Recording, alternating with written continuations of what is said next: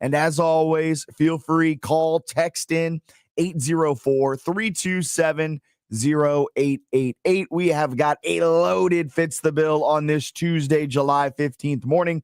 Ross Bernstein will be joining us at 9:30 a.m., a best-selling author of over 50 sports books. He will be also the keynote speaker at the Virginia Council of CEOs big event later on in the fall, September 25th, 2025. If you want to get tickets, it's open to the public. You can just find the link to tickets in our Instagram bio at FITZ The Bill, Fitz the Bill, ESPN RVA. Ross will be joining us at 9:30, and Sia Nejad will be joining tomorrow at 9:30 to chat a little bit about the Open, as we've got a massive golf event this weekend. So Sia Nejad, a great golf bettor, will be joining us tomorrow at 9:30 to chat. And today, we've got a lot to talk about. The Garrett Wilson contract. How is that going to impact the wide receiver market?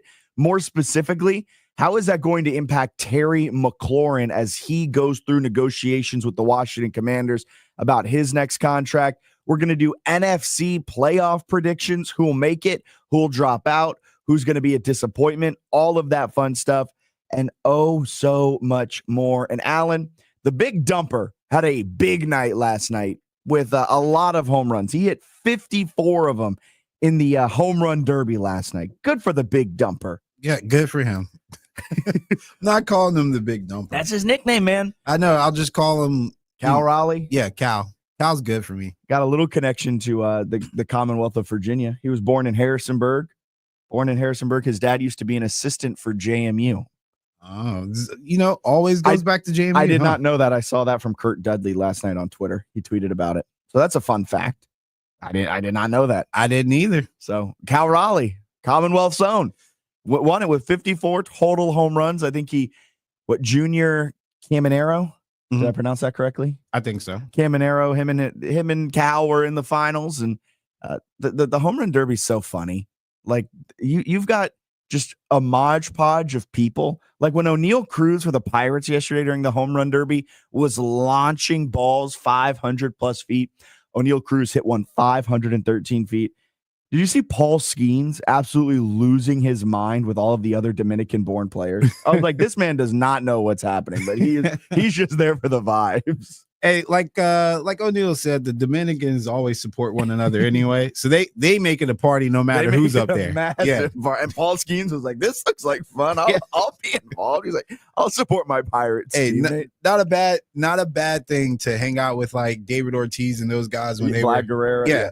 When they were doing the derby and stuff like that, it was always a good time. Paul Skeens is one of my favorite players because he's clearly just there for the vibes. Oh yeah, like there was that one rain delay. I don't know if you saw it. It was probably 3 weeks ago now. During a rain delay, he went out with the field crew and was just like hanging it out with them and like chopping it up. And he was supposed to start that game. And it's like, you're just here to like hang out, aren't you? And like, I hope he stays that way. I think he will. Yeah. I think he will in New York. I think he will in Boston. I think he will in Los Angeles. I don't think he will in Pittsburgh. I think he'll eventually leave Pittsburgh. I don't think I think there's a team maybe like the Rangers that he would go to just because it's like regional to where he played ball at in college. Yeah. They actually do have money to spend. They got oil money. Yeah. So I honestly, I think it's obvious he's not going to be a Pirate forever. But I just hesitate to just assume it would be like our usual suspects. He does seem like a person who would rather go to a team that he feels like he fits into rather than taking the biggest paycheck. It is a disgrace, though, that the Pittsburgh Pirates have O'Neal Cruz and Paul Skeens, two of the most energizing young players in MLB right now, and they have put nothing around them. They can't do anything with it. O'Neal Cruz, they were talking yesterday, and they're like, if O'Neal Cruz lives up to his potential, he can be one of the greatest modern-day bats we've seen. One of the greatest modern-day players. Maybe they were being a little hyperbolic in the home run derby. No, because his exit velo would suggest that. He hits the ball as hard as Giancarlo and Judge, and he's like 6'7". And he can run like 22 miles an hour. Yeah, and throw like 97. Yeah, it's ridiculous. So they got that. They got Paul Skeens, arguably the greatest young pitcher in MLB. And yet we're sitting here talking about how they have a payroll of less than $80 million and how they're not good. You could so easily build around two cornerstones And the Pittsburgh Pirates are. This is why there needs to be an aggressive salary floor in MLB. Or somebody to come along and teach them how to do it. I think they know how to do it. I think they're allergic to spending money. Yeah, because, I mean, there was a time when they had McCutchen, Polanco, and there was another guy. And then Harrison came through. He was a nice little utility guy. Like, they had something there, but they just could never get it going. And then, eventually when it came time to pay, I think it was Sterling Marte was another one that they had on that team. And when it came time to pay, Marte went to the Mets and McCutchen. He bounced around. He bounced around a little bit after that too, because he had gotten to a point where they couldn't pay him. And then Harrison. Well, they could pay him. That's that's my issue with MLB and like these owners. They couldn't pay him. No, they could. They just didn't want to. They didn't want their margins to decrease by 3%. They wanted to make 17% margins on all of that. If they pay their players a little bit more, that payroll is going to cost them a little bit more, and they don't want to run into their margins anymore. It'll make you sick too when you think about how I think at one point during that time they had a young Garrett Cole as well. Yes, yeah. I want to vomit. Yeah, they had some guys come through there for sure. They're like the Marlins too. You look at the Marlins. Oh yeah. Giancarlo, back then he was Michael, right? Yeah, he's Mike Stan. He was MVP. Yelich got MVP at one point, and then Ozuna, D. Gordon, and the what was the guy? Real Muto. Yeah, JT Real Muto. They had him. They had Bohr, who was a nice little power bat, but I think Bohr came after Stanton. But either way, at one point they had a trifecta with Ozuna, Giancarlo, and Yelich. And then what did they get? A whole lot of nothing. Yeah, man. You have a responsibility as a sports team owner to make a competitive team year in and year out, and you have to spend whatever money is that is why I love the Mets. Maybe the team building isn't necessarily right, but the dude loves his hometown Mets, and he's going to put as much money as humanly possible, as much money as the rules allow, into his team. And the Marlins actually don't have an excuse because they won with young Miggy and that squad that got them a championship. They were not they were a young, talented team, but it was also a team that they needed to pay them at some point. And they still figured out a way to win before they had to pay him, and then everybody left. Yeah. And if you're going to be a cheap franchise, be the Rays. Yeah. Where you're like in the World Series and you're consistently a contender. They always find talent. You get talent, and that, like Junior Caminero. He's they found another big hitter. And he's 22, and right? I know Wander Franco has a lot of issues off the field and he should never play in the MLB again. Yeah. But they found him like before everything at the fail. They got a Rosarena. They had a Rosarena. They had which they got him from the Dodgers. So at least again, it's not just scouting. They scouted him. Yeah, you do your due diligence. And yet the Pirates have Paul Skeens and O'Neal Cruz. And they're going to finish last in their division again, and they're not going to pay anyone again, and they're going to be bad again next season, and then they're going to trade Paul Skeens and O'Neal Cruz, and then the Pirates management and ownership is going to be like, there was nothing we can do. There is no salary cap.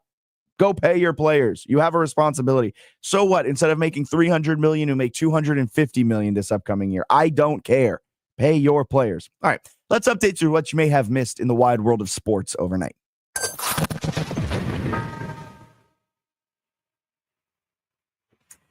This is your Fitz The Bill morning update. Getting you caught up on some of the biggest stories in sports. All right, last night the home run derby went off with a bang. Cal Raleigh of the Seattle Mariners became the first catcher to ever win the event. Raleigh in total hit 54 dingers down Junior Caminero of the Rays in the final round.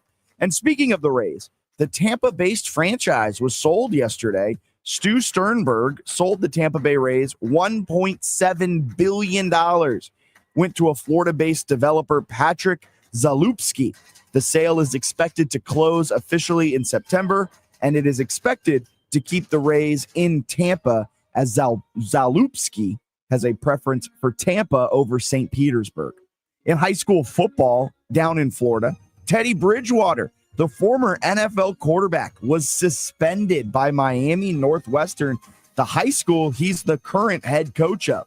Bridgewater was found to be supplying his players with impermissible benefits. Those benefits, you ask, well, it was paying for Uber rides, meals, and recovery services for his players last season. Bridgewater self-reported the payments and is a volunteer coach for the team. He has said he will coach from the bleachers if he has to. In the NFL, Garrett Wilson inked a 4-year extension to stay with the New York Jets, worth up to $130 million, an average annual value of $32.5 million. The extension, the largest for a wide receiver who has been in the league for just 3 years. It keeps Wilson in Gotham through 2030. Over in the over in the NBA, Paul George underwent arthroscopic knee surgery. He will be reevaluated ahead of camp to gauge his recovery. And Wemby has been cleared to return after his blood clot issue from last season. Wemby played just 41 games before being sidelined with the blood clots. He's been cleared, and he is the favorite to win the 2025-26 Defensive Player of the Year.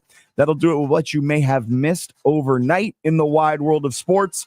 In the least shocking news in the world, Paul George has an injury, and he has surgery that is going to require it to get fixed. I thought that was this. I don't know. He stays injured so much. I thought it was the same thing. Fortunately, he got healthy, quote unquote, and then needed it again because he hurt himself in training or something like that. I mean, just the 76ers need to do a audit on their training staff. It's kind of wild how that, or they've just have signed the most injury prone players in the history of the world with Joel and Paul George. The Teddy Bridgewater thing, though, I know there's a lot of public outrage over it, and I'm just going to stoke the flames a little bit more. I do not understand what he did wrong. I guess it's down to state regulators. Like the VHSL governs Virginia, so I imagine there's probably like a FHSL, like Florida High School League or something along those lines. But I feel like those high school leagues and those high school governing bodies need to get with the times, because in college they can receive those benefits. Like, what's the difference between them doing a fundraiser that would pay for all of that and Teddy Bridgewater just paying for it? It's out of his own pocket. He's a volunteer. He could donate that money, I guess, to like a fundraiser if they held a fundraiser, and that would be okay. Is that what the rule is? Like, he helped out his team. He helped out players that needed to be helped, and he's now being punished, and he can't be the coach of Miami Northwestern. It's a ban imposed by Miami Northwestern too. I am at a loss for words with this Teddy Bridgewater situation. Yeah, I don't understand it either. Maybe I can understand a stance of, well, we gotta control how much benefits, air quotes, players can get, because then it could sway kids wanting to go to the school or something like that. That would be my only angle to think that that's why the rule is the rule. But in this day and age, and maybe this is just me like having some more experience in life. Yeah. I mean, if I got a coach that cares that much, man, I think those kind of guys should be celebrated. That's what I'm saying. The coaches that put that kind of time into me, I always remember, even when I go back home, there's a gentleman that coached defense for me when I was 9 and 10 years old. His name's Fred. And Fred will always be my guy. He drives a Little Debbie truck. He worked for Little Debbie, but he'll always be my guy because Fred put a lot of time into us, and my cousins and all my friends will always remember Fred for the stuff Coach that he Fred. did. And so in this case, like Teddy's just being a good guy. Because again, if you're not investing in the kids, you're going to be one of the ones complaining when they're out here doing crazy things. It's also so interesting because this happened last season. He self-reported the quote unquote issues. And then this season they were setting up a fundraiser to pay for the same things like Uber rides, recovery, food, like things that just help out the players. They're setting up a fundraiser and they're asking for donations to do that, which seemed to be fine. And the issue was that Teddy Bridgewater paid for these things out of his own pocket. So I just do not understand like the difference in him doing that and him donating to his own fundraiser to then pay for that. Do we need that middleman that is masking as a fundraiser for them to be okay with the Florida high school governing body? Like, it just seems like there's some archaic rules in a lot of amateur sports right now that haven't really fully caught up with where we are in 2025. And he's literally just trying to help his players. And he has the means to do so. And so we shouldn't I don't think anyone is villainizing Teddy Bridgewater for this except for Miami Northwestern. Miami Northwestern are the ones suspending him and making it where he cannot coach. It is worth noting he coached from the bleachers apparently in 2018 and 2019. I guess while he was playing, he would go to games when he could and tried to help out his coaches and friends from the bleachers. And he said, if that's what I got to do this year, I will do it again. So Teddy Bridgewater is going to find any way possible to try and keep coaching his Miami Northwestern team. Maybe he finds his way back in the NFL for another brief stint like he did with the Lions. What was that? With the Lions last season. Yeah. All right, let's get a break in here.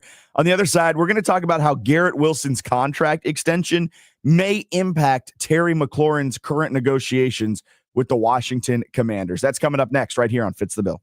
Traffic reports on 106.1 ESPN Richmond, brought to you by Herman Allen Plumbing, Heating, and Cooling, a premier Linux dealer. Online at hermanallenplumbing.com. Golf season is here at Hunting Hawk Golf Club. Plan your next golf outing for your kids' athletic team, church group, or fundraiser online at huntinghawk.com. That's huntinghawk.com. This is a special notice to U.S. taxpayers owing $10,000 or more to the IRS. Tax Relief Advocates is urgently notifying taxpayers that tax relief initiatives are now available that may significantly reduce or eliminate what you owe. If you're afraid of an IRS lien, levy, or wage garnishment, don't lose hope. You can now take advantage of these current relief programs to end all collections, reduce the amount you owe, and resolve your tax problem.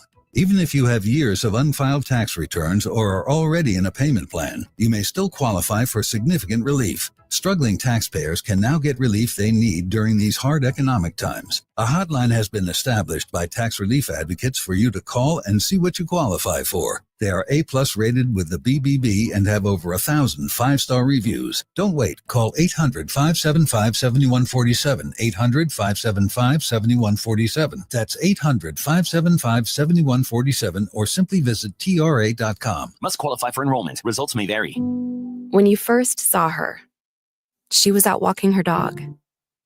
You didn't notice her at first. But when you finally did, it was too late. Because at that moment, you were speeding. She was out walking her dog and only had a second to let go of the leash. Your foot was on the gas, and her life was on the line. Speeding catches up with you. Paid for by NHTSA. Protect your home and auto by bundling them with Progressive, and you'll have a little less to worry about. But we know you'll find other things to worry about. Like that text you just got from your boss. Hey, call me when you get a sec. Hey, call me when you get a sec. Hey, call me when you get a sec. Oh, hey, call me when you get a sec. Yeah, this is bad. Oh, well, at least you protected your home and auto with Progressive, so you don't have to worry about that. Progressive Casualty Insurance Company affiliates and other insurers not available in all states. Experience fun in a street-legal electric low-speed vehicle from Bintelli. Now available for cruising in your neighborhood from Richmond LSV. Our LSVs come with a Virginia license plate, lithium battery, Bluetooth, and much more. Follow us on social media, Richmond LSV. Schedule a test drive today. Text 804-363-4351 or email info@richmondlsv.com. Fun, fully charged. 1061 ESPN traffic. There's been an accident heading north on Chippenham Parkway near Powhite Parkway, causing heavy traffic from Hull Street Road. Heading west on 64, we are seeing some congestion between Mechanicsville Turnpike and 95. Slow-moving traffic heading south on 95 between Bryan Park Interchange and Belvedere Street, as well as between Chamberlain Avenue and Hermitage. Hey, it's Delvin Joyce, JMU Hall of Famer and former New York Giant. And listen, make sure you tune in to Talkin' Dukes every Wednesday on 106.1 ESPN Richmond. Go Dukes.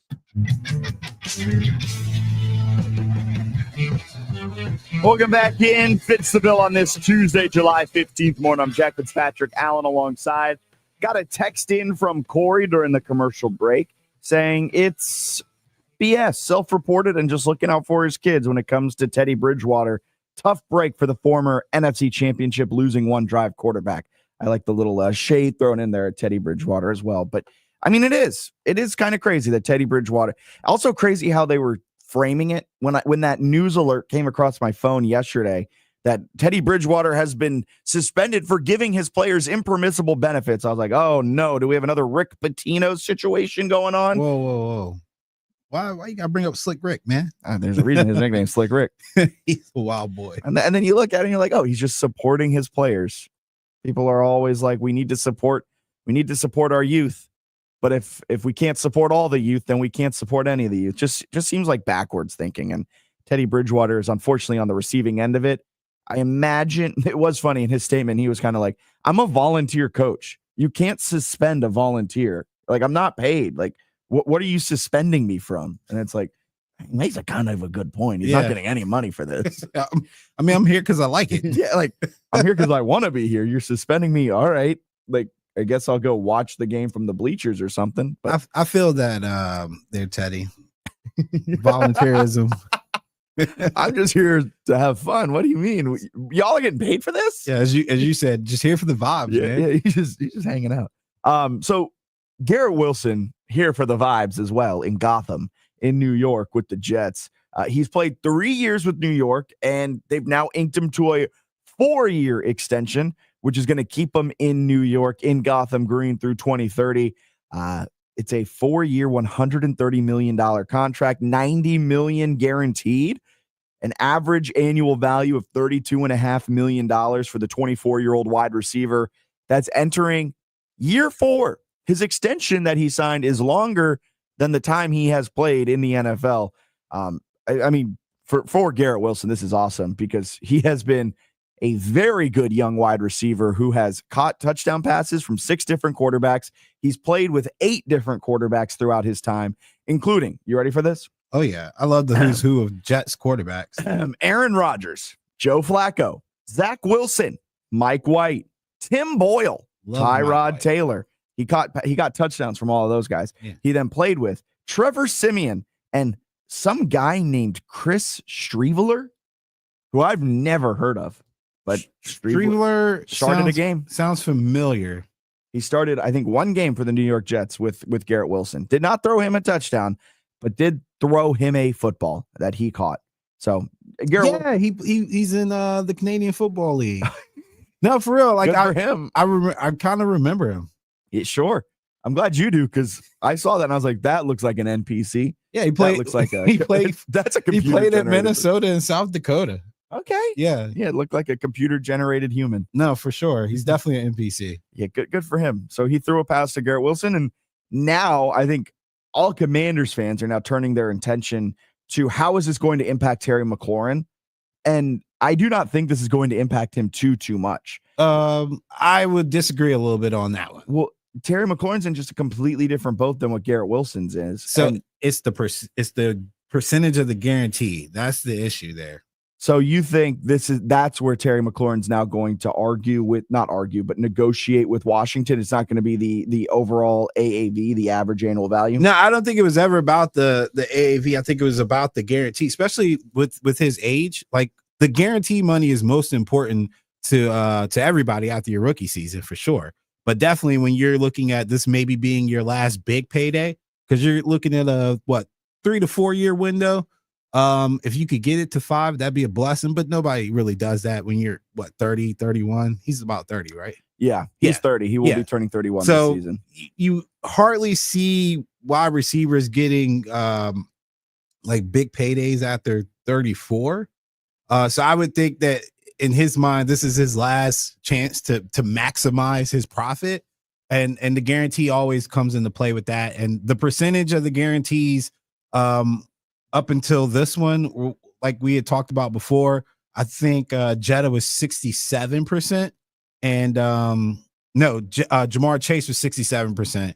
And I think Jetta was about 61%. If you look at the percentage guaranteed for Garrett, is 69%. Yep. And so, but the annual value isn't nowhere near those guys. Per se. Not at all. But that percentage guarantee is really the kicker there. Yeah. And so if again, it's all about market value and you're only as good as the last one signed. So if Garrett Wilson's getting 69% of his contract guaranteed, the balance there is either you got to give me a significantly higher top number, which obviously they would do because he's worth more than Garrett Wilson, or you gotta come up with a higher percentage. I think this is going to come down to a 3-year extension for $100 million, which is $33.3 million a year. And then you're going to guarantee $75 million, fully guarantee the first 2 years of the contract. That would work in my head. It's 75% of your deal is fully guaranteed, and it's a good out for the team after 2 years. And you're getting 75% of your $100 million fully guaranteed. But for Terry, that's kind of a slap in the face because that's the contract he's supposed to get after this one. So well, he's not going to get that. I know. So I don't know if I was the player, if I would take that. But me as a fan and on this side of everything, I mean, what if we did 75 million? Now we're just playing. Yeah, I mean this is essentially what the negotiations is going to be like. We could do 75 million, 75% of your gross total. I think 33 million is maybe 34 million a year because Lake Lewis came on the show. What was it, 2 weeks ago now? Lake Lewis came on the show and was talking about how 32 million he believes is the floor. And he also believes there's a chance Terry takes a little bit of a hometown discount to stick around with Washington. So if he does that, I think 33 million, 34 million a year is right in his wheelhouse. You guarantee 75% of it. And then let's say you fully guarantee the first 2 years, and then you 25 to 30% guarantee the third year of that deal. He's also under contract this year, which means this 3-year extension would tack him on for 25, 26, 27. He'd be there through 2028. Now, think about this from his perspective. You've never had a major injury. You've been as durable as they come. And this team is offering you 2 years fully guaranteed, essentially saying that we don't trust that you'll be as durable or playing at a productive level after 2 years. I mean, that's kind of insulting. I think what you got to really weigh here, though, is what do you want more of? The guaranteed money, like a Garrett Wilson? Do you want a higher AAV? Like, what are you looking for here? Because if you want more guaranteed, I could set it up this way and we can get it done. So what I would do if I was Washington is I would stay away from the delicate balance of insulting him for his services that he's giving you thus far, because that's going to come into play. I would start with 3 years.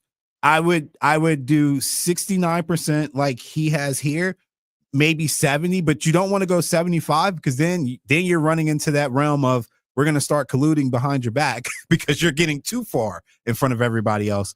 But I think matching the 69% or going 70% is fine because originally I think the issue was going to be falling between Jetta and Jamar Chase. But now Garrett Wilson's not on the same level as McLaurin. He's an amazing receiver. But for Terry McLaurin, that's like, look, if Garrett Wilson got this, what can I get? This definitely sets the floor. Yes. Like he will not take anything less than 32.5 million per year for sure on the annual value, which lines right up with Lake Lewis, what he said on the show, where 32 million probably the floor. Maybe it gets a little bit higher, but I think it's going to be a 3-year extension for Terry that's going to get done on the eve of training camp. This is from Bleacher Report. James Palmer came on Bleacher Report, was talking about kind of this whole situation about 5 days ago or so, and this is what he had to say around Terry McLaurin and what the Commanders are doing, and specifically Dan Quinn and Terry McLaurin as well. He held out of OTAs, held out of minicamp. Let's remember this, though. Dan Quinn has stayed in constant contact with Terry McLaurin throughout this offseason. It hasn't been contentious in that sense to where he's separate from the organization. Is there distance? Is there frustration here as well? Certainly. Did they make really any headway through the entire month of June? To my understanding, no, they really didn't. And they were pretty far apart in really making any sort of progress. Now, he has comparable numbers to some of the players that have been paid. Obviously, that's part of Terry's argument. Does he want to reset the market? No. We understand Jamar Chase at that $40 million. But what he's looking at, in my understanding, more importantly, is that there's 7 players making 30 or more. And you look at a guy who's a number 2 wide receiver in T. Higgins that's making it about 28. Terry understands that he should be, and I agree with this, in those 30s numbers. He wants to get to those 30 numbers. I think he will, and I think Garrett Wilson definitely sets it. But I think it is a good note that he's remained in contact with Dan Quinn. He's remained in contact with the Washington Commanders. I think this Garrett Wilson deal, though, all it does to impact it is probably sets the floor in terms of average annual value.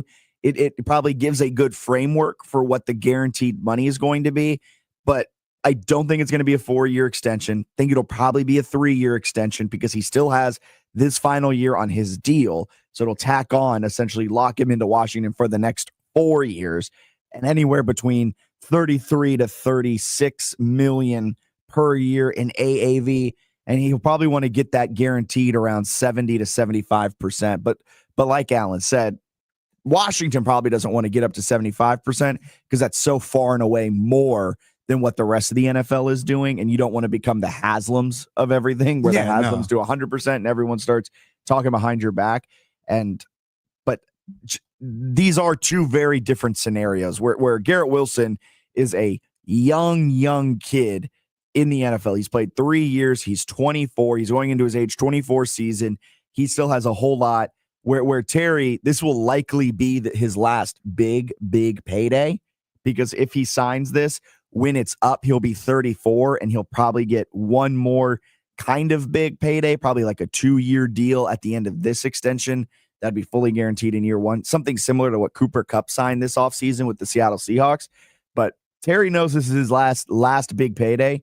But the Washington Commanders are going to get it done. But Alan, their front office, their contract department is having to work overtime right now because they have yet to sign Trey Amos, the second round defensive back. Well, that's because of the second round issues. Yeah, because of stupid Texans. The Texans, and then guess who?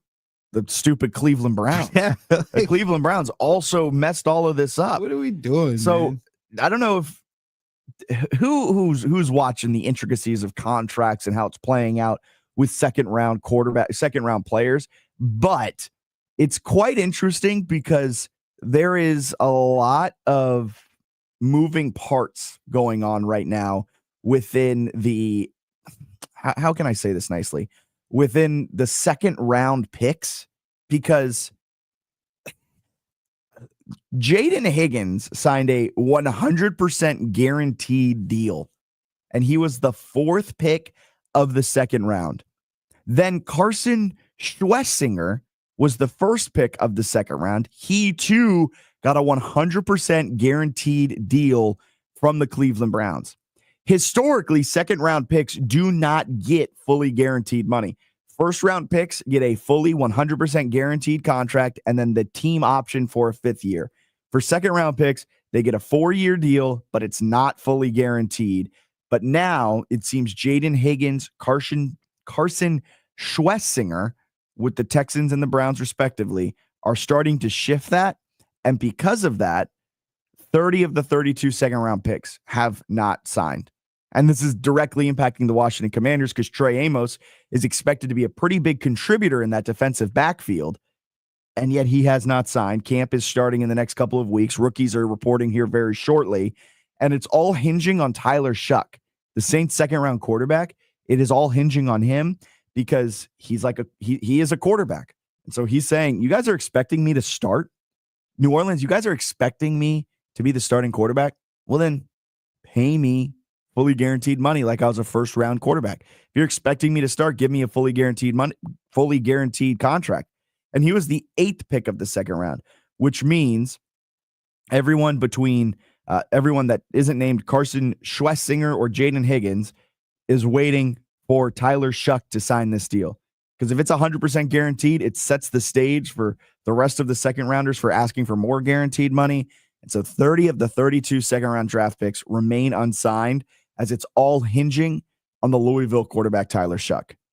And all agents, because of the NFLPA, are aware of what every other agent is negotiating as it stands.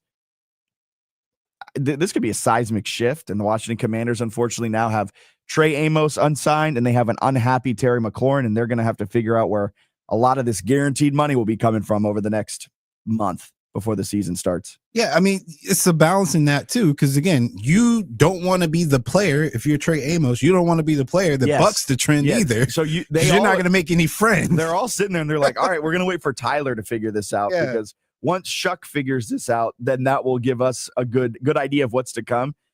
I'm all for these second rounders trying to get it for fully guaranteed money. Who knew that a second round draft pick named Jaden Higgins would do more for players than the NFLPA would? I mean, I can't say that I'm all for it, just because I think there's a reason why there was that wall there where there was no second rounders that got the fully guaranteed. Yeah, because second rounders are going to get cut. Yeah. And you don't want to cut a second rounder and then have a dead cap hit. I just don't understand the desperation of some of these teams that do these things. Yes. Like give fully guaranteed contracts in situations that it's never been called for. What we saw last year, I think it was the most guaranteed money around a second round draft pick was Ladd McConkey. He got his first 3 years guaranteed, and then his fourth year was like 60% guaranteed. And I guess Jaden Higgins was like, I want more than that. I'm a better receiver than Ladd McConkey. I guess that's how that went. But at the time, Ladd McConkey was the most ever money guaranteed in the fourth year of a second round draft pick's quarterback. And I know we're getting into the like real intricacies of it, but I mean, now we're in a point where Higgins got a 100% guaranteed deal. Schlesinger got a 100% guaranteed deal, and it has now completely thrown everything off. I will say I'm a fan of this because the average NFL career length is 3.3 years. This would essentially guarantee deals for 4 years for these second rounders because, I mean, on average, they are not seeing their full 4-year deal, which means they're losing money at the tail end of these deals. If they're able to fully guarantee it, they at least get a good 4-year payday, which I'm all for. I also think it's wild that the NFL is the only professional American sports league of the big three that does not have fully guaranteed contracts, and that is directly because of the NFLPA.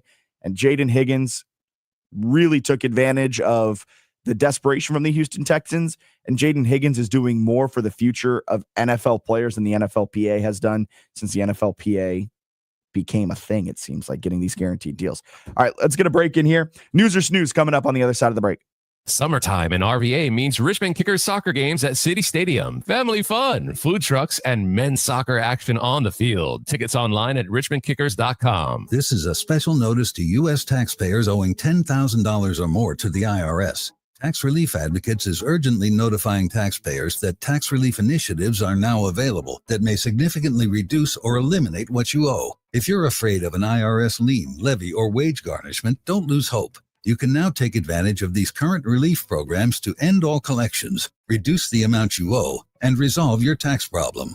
Even if you have years of unfiled tax returns or are already in a payment plan, you may still qualify for significant relief. Struggling taxpayers can now get relief they need during these hard economic times. A hotline has been established by Tax Relief Advocates for you to call and see what you qualify for. They are A+ rated with the BBB and have over 1,000 5-star reviews. Don't wait. Call 800-575-7147. 800-575-7147. That's 800-575-7147, or simply visit TRA.com. Must qualify for enrollment. Results may vary.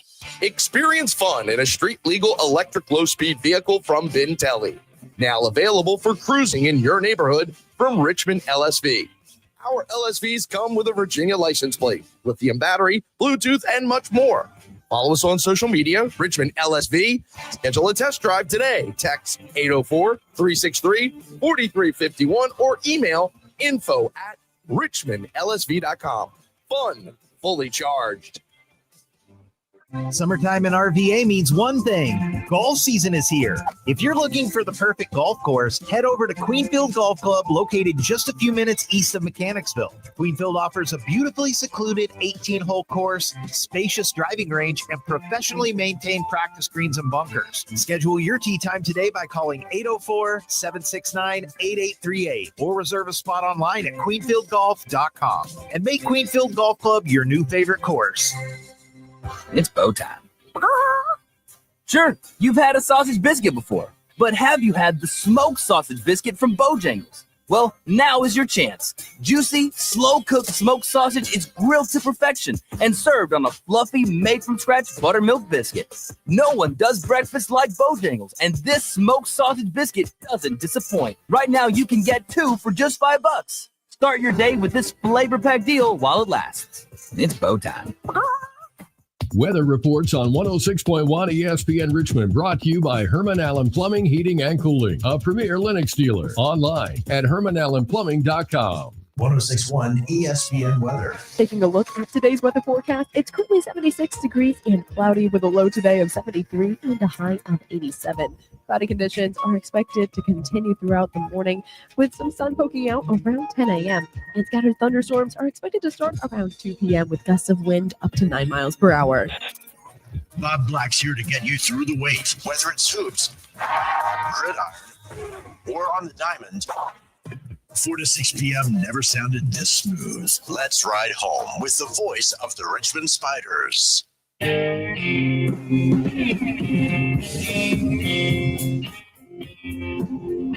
Welcome back into Fitz the Bill. Right here on 106.1 ESPN Richmond. John Keim said on his podcast, the John Keim Report, Terry McLaurin will be speaking to the media this morning. He's got an Eastern automotive shoot, and he'll be speaking to the media after that. So we should get some more insights into what's happening with the Terry McLaurin contract situation, see how things are unfolding, and maybe get a little insight into where his head's at after the Garrett Wilson contract extension. So that'll be coming later this morning at Eastern Motors, your job's your credit. That's what LeVar Arrington taught me in my childhood. So Terry McLaurin will do his Eastern automotive shoot, and then we'll talk to the media about those Eastern Motors Clinton Portis.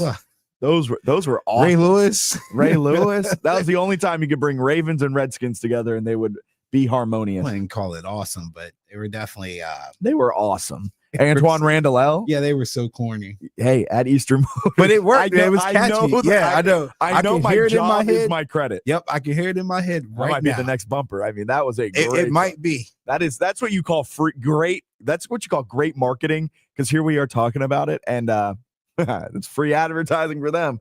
It is free advertising. That is a 10 out of 10. Local commercials are the best.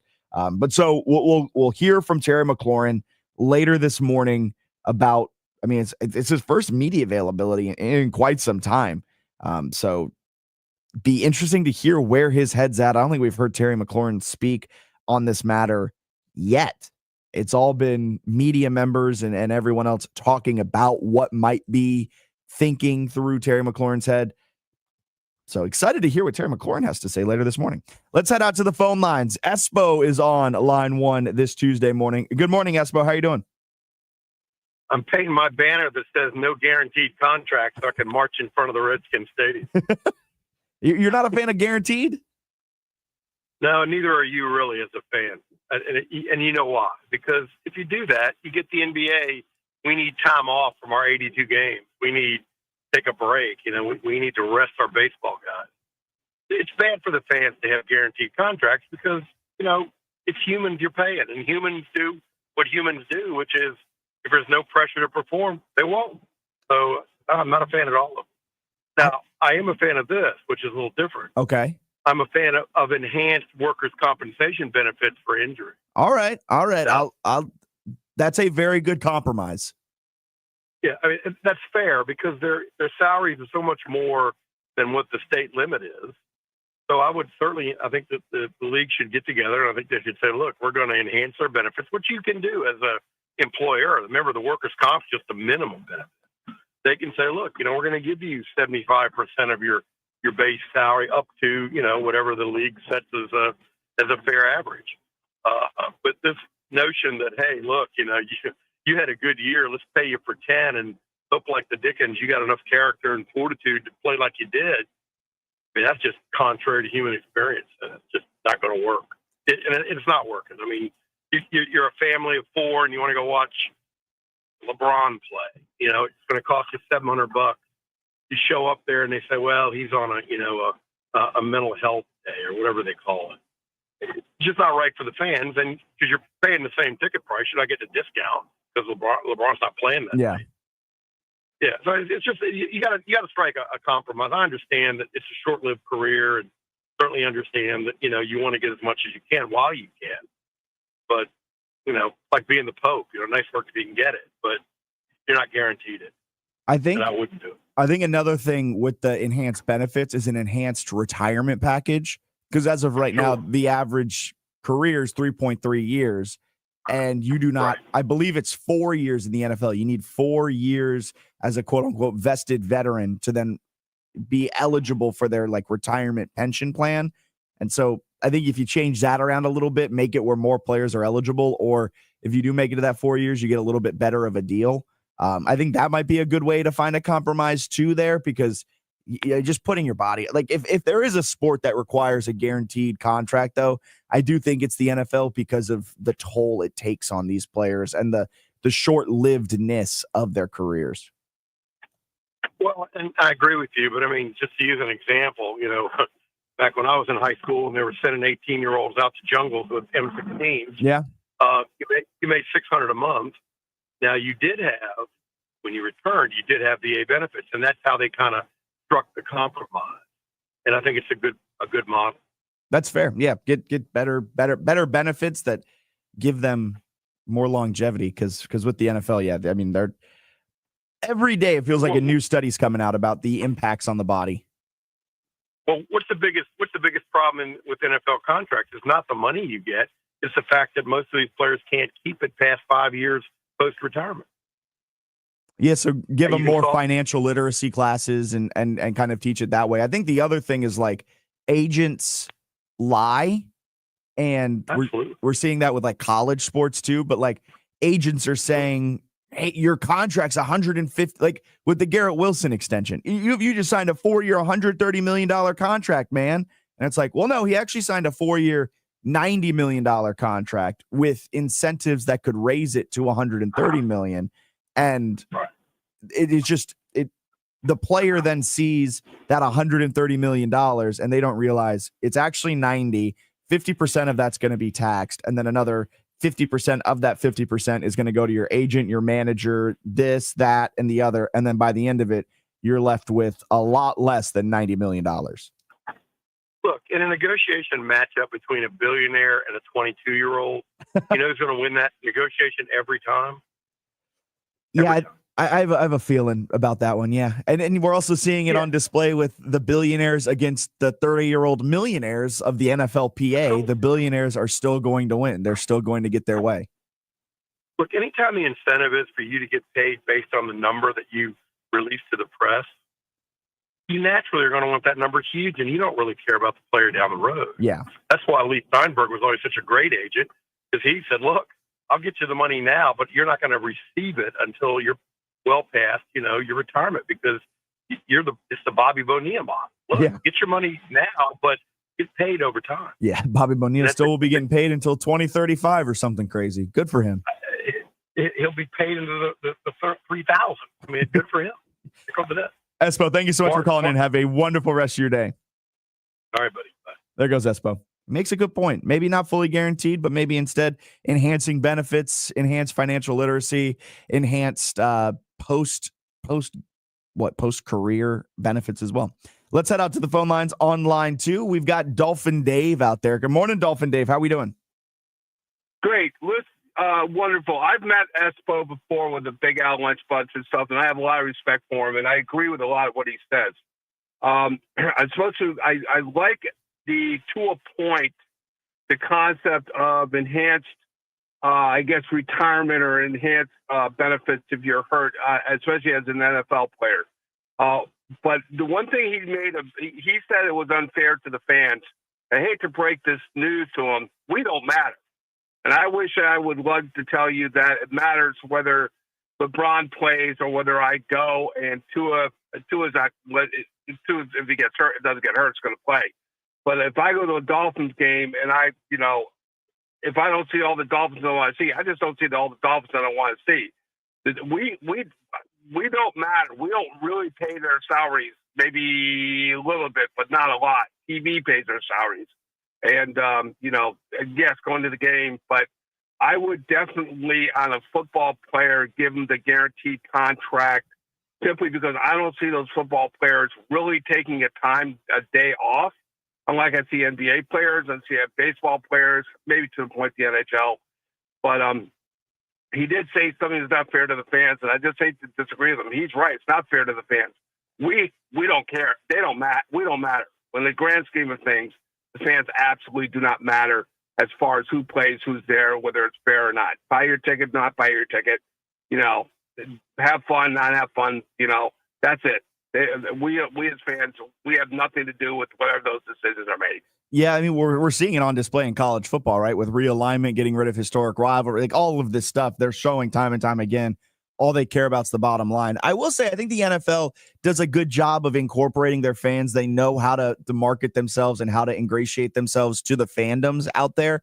And I think fans do pay for their salaries and pay for the billionaires to line their pockets with a lot of money, because without the eyeballs that the fans give them on Fox, on CBS, on ESPN, on things like that, then they're not getting the massive media rights deals. So in the end, they want their ratings to be high. They're going to do that through the fans themselves. So yeah, maybe our ticket sales and our merch revenue that we're generating directly isn't necessarily paying the players' salaries as much as we would like to think. But I think our eyeballs are definitely doing it, which then in turn gets them larger and larger and larger media rights deals. It gets Netflix involved. It gets Amazon Prime involved and everything like that. But then also, yeah, at the same time, they're signing all of these streamer deals with Netflix, with Amazon Prime, which then impacts the overall quality.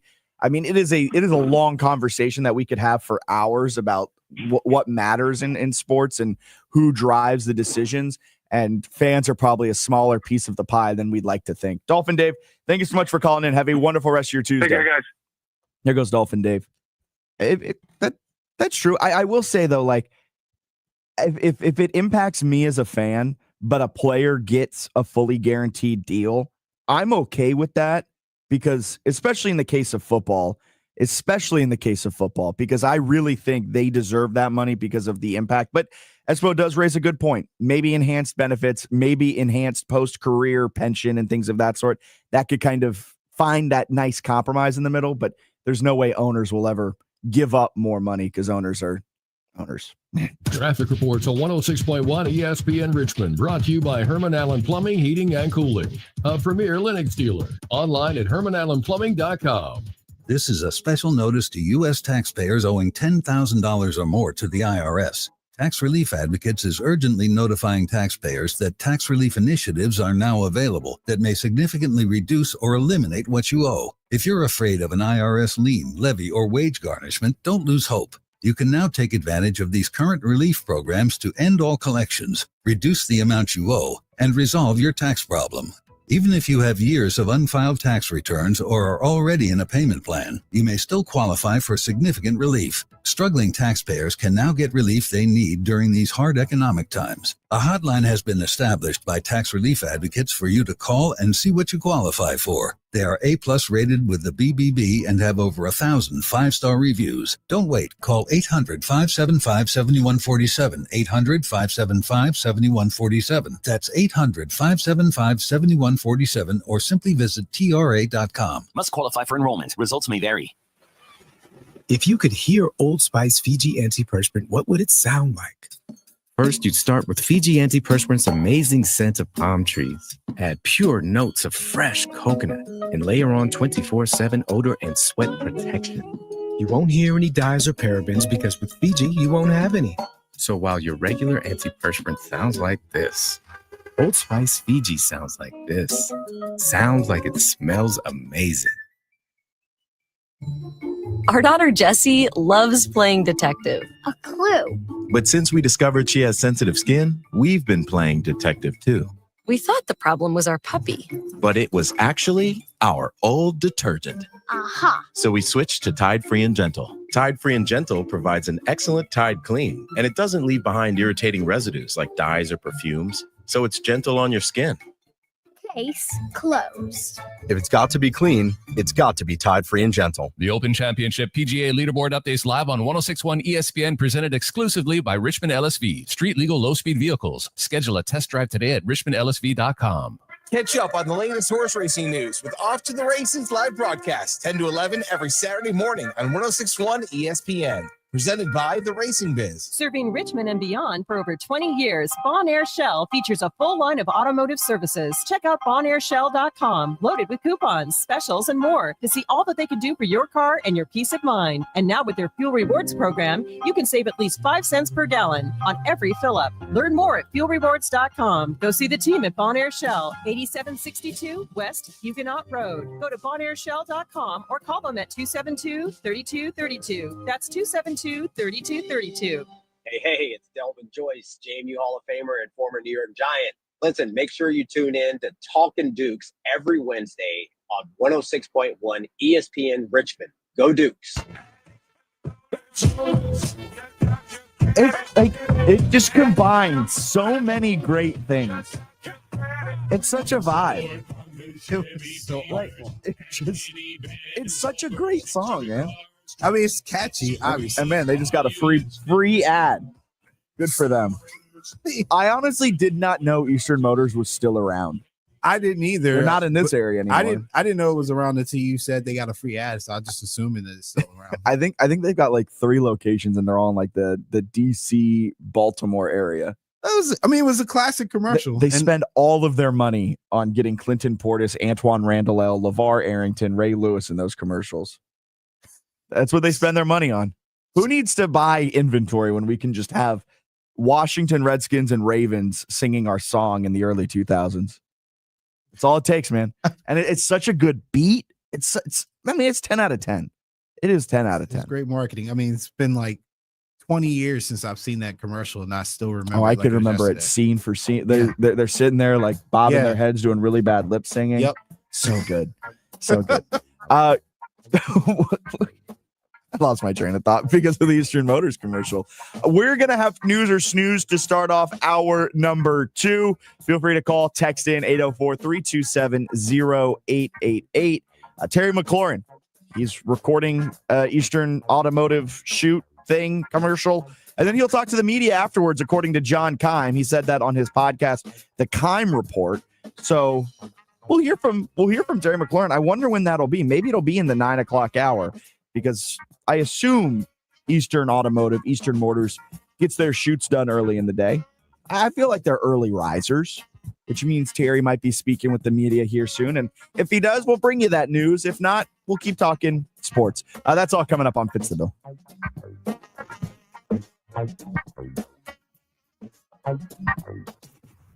To Border with Matt Josephs on 106.1 ESPN. Your daily 3 to 4 p.m. pit stop for unfiltered sports takes, statewide debate, and no-holds-barred analysis. Richmond's game, Matt's Lane. Don't miss it. This is Sports Center. I'm Ed Bankin. We start with more contract news from the NBA. The agent for Devin Booker told ESPN Shams Charania Booker has agreed to a 2-year, $145 million maximum contract extension with the Suns. It will keep Booker in Phoenix through the 2029-2030 season. Meanwhile, former NBA coach Frank Layden has died at the age of 93. He coached the Jazz from 1981 to 1989, also serving as their GM. He led Utah to its first playoff berth. To baseball, Ronald Acuna Jr. was back in the lineup for Atlanta tonight. He homered twice as the Braves beat the A's by a count of 9-2. Meanwhile, the Diamondbacks slammed the Padres. And now the 0-1.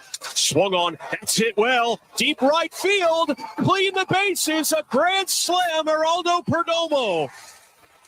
His 10th of the season. And the Diamondbacks now open up a huge lead. It's 6-0 in the 5th. The call on Arizona Sports 98.7 FM as Arizona beats San Diego 8-2. After losing 10 in a row going into the week, the Guardians turned things around with a sweep in Houston. They win it 4-2 over the Astros tonight. Twins over the Cubs 4-2. Yankees beat the Mariners 9-6. Red Sox have now won 6 in a row. They beat up again on the Rockies 10-2. In the WNBA tonight, Chicago beat Dallas 87-76. Rebecca Allen led the way with 27 points. Earlier today, Caitlin Clark was back for Indiana, but had just 10 points as the Fever lose to Golden State 80-61. Meanwhile, Vegas's Asia Wilson is questionable for tomorrow night's game against Washington. She is dealing with a right wrist injury. Hey, it's your resident Super Bowl champ, Chris Candy. Coming up Thursday, the Chiefs have dominated the AFC West for years. I'll tell you why their run just might end this season. It's on Sportsmanlike weekday mornings at 6, right here on ESPN Radio, ESPN2, and ESPNU. Braves fans, stay locked. Game day coverage on W291CL Lakeside Richmond and WURV HD2 Richmond. Swing for the fences on 106.1 ESPN.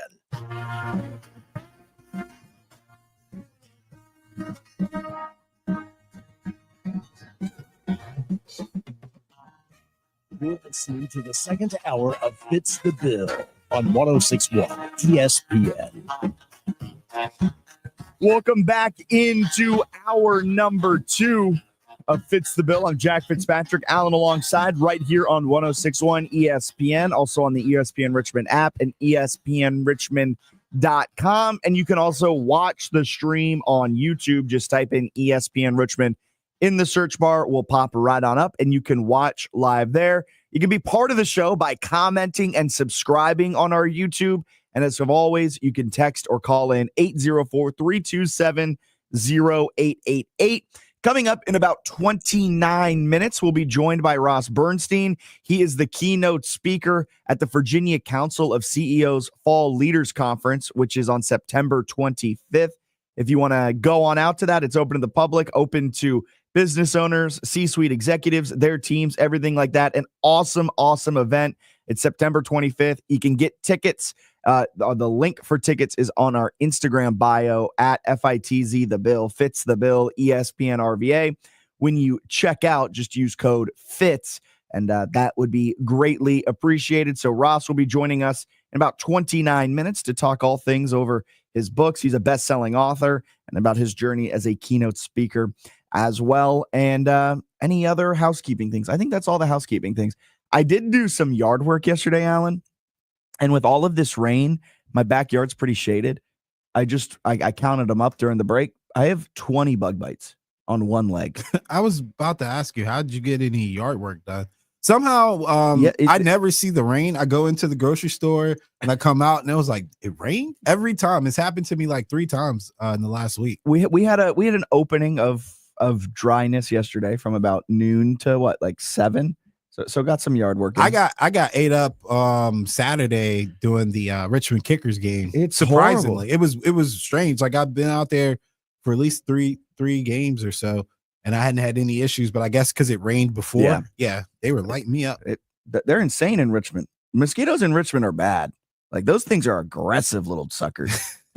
they come out of all, and you're just like, where did you come from? I looked down at one point, I had 5 mosquitoes on my leg. I'm like, what are we doing? This is horrible.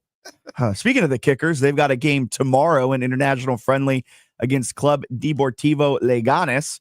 That is, kickoff is at 7 p.m. Gates open tomorrow at 6 p.m. Bob Black will be airing live with the Sports Huddle from 4 until 6. So come on out. Once the gates open, we'll stick around. We'll probably have some candy, some keychains to give away. So come on through, say hi. We gave away some free tickets yesterday. I think I've heard through the grapevine that there might be more tickets being given away tomorrow during Bob's show. Just a little plug there. I've heard that through the grapevine. So keep your ears locked tomorrow between 4 and 6 p.m. I mean, keep it locked right here on 106.1 at all times, but especially 4 to 6 tomorrow, because I think Bob might be giving away a couple of free tickets to some Kickers games. So that's tomorrow. Game at 7 p.m. Gates at 6 p.m. An international friendly as the Kickers take on Club Deportivo Leganes. I think I'm pronouncing it correctly too. I think you're pronouncing it correctly too, because I cannot pronounce it. Oh, there we go. Perfect. I do want to touch on something before we get to news or snooze, where FS1, and I don't know if I'm allowed to say those 3 things on ESPN radio. Just kidding. FS1 they canceled like all of their shows. Breakfast Ball, which was their morning show with Mark Schlereth, Danny Parkins, and Craig Carton. They canceled The Facility, which featured Chase Daniel, James Jones, LaShawn McCoy, Emmanuel Acho, and Greg Jennings, I think it was. Then they also canceled Speak, which was Joy Taylor, Paul Pierce, and Keyshawn Johnson. Just a very, very interesting assortment of people. And it's just the latest in the all of these rounds of layoffs that have hit ESPN pretty aggressively. They've hit FS1 now pretty aggressively. I mean, this was Fox Sports 1's most recent kind of shakeup. They did 11 months ago. They announced this relaunch, and I guess ratings just weren't where they wanted to be, so they canceled all of them. The only shows sticking around are The Herd and what's that? What's Nick Wright's show called? With Chris Broussard and Kevin Wildes. I try not to. I love Nick Wright. Oh my gosh. What's that show called?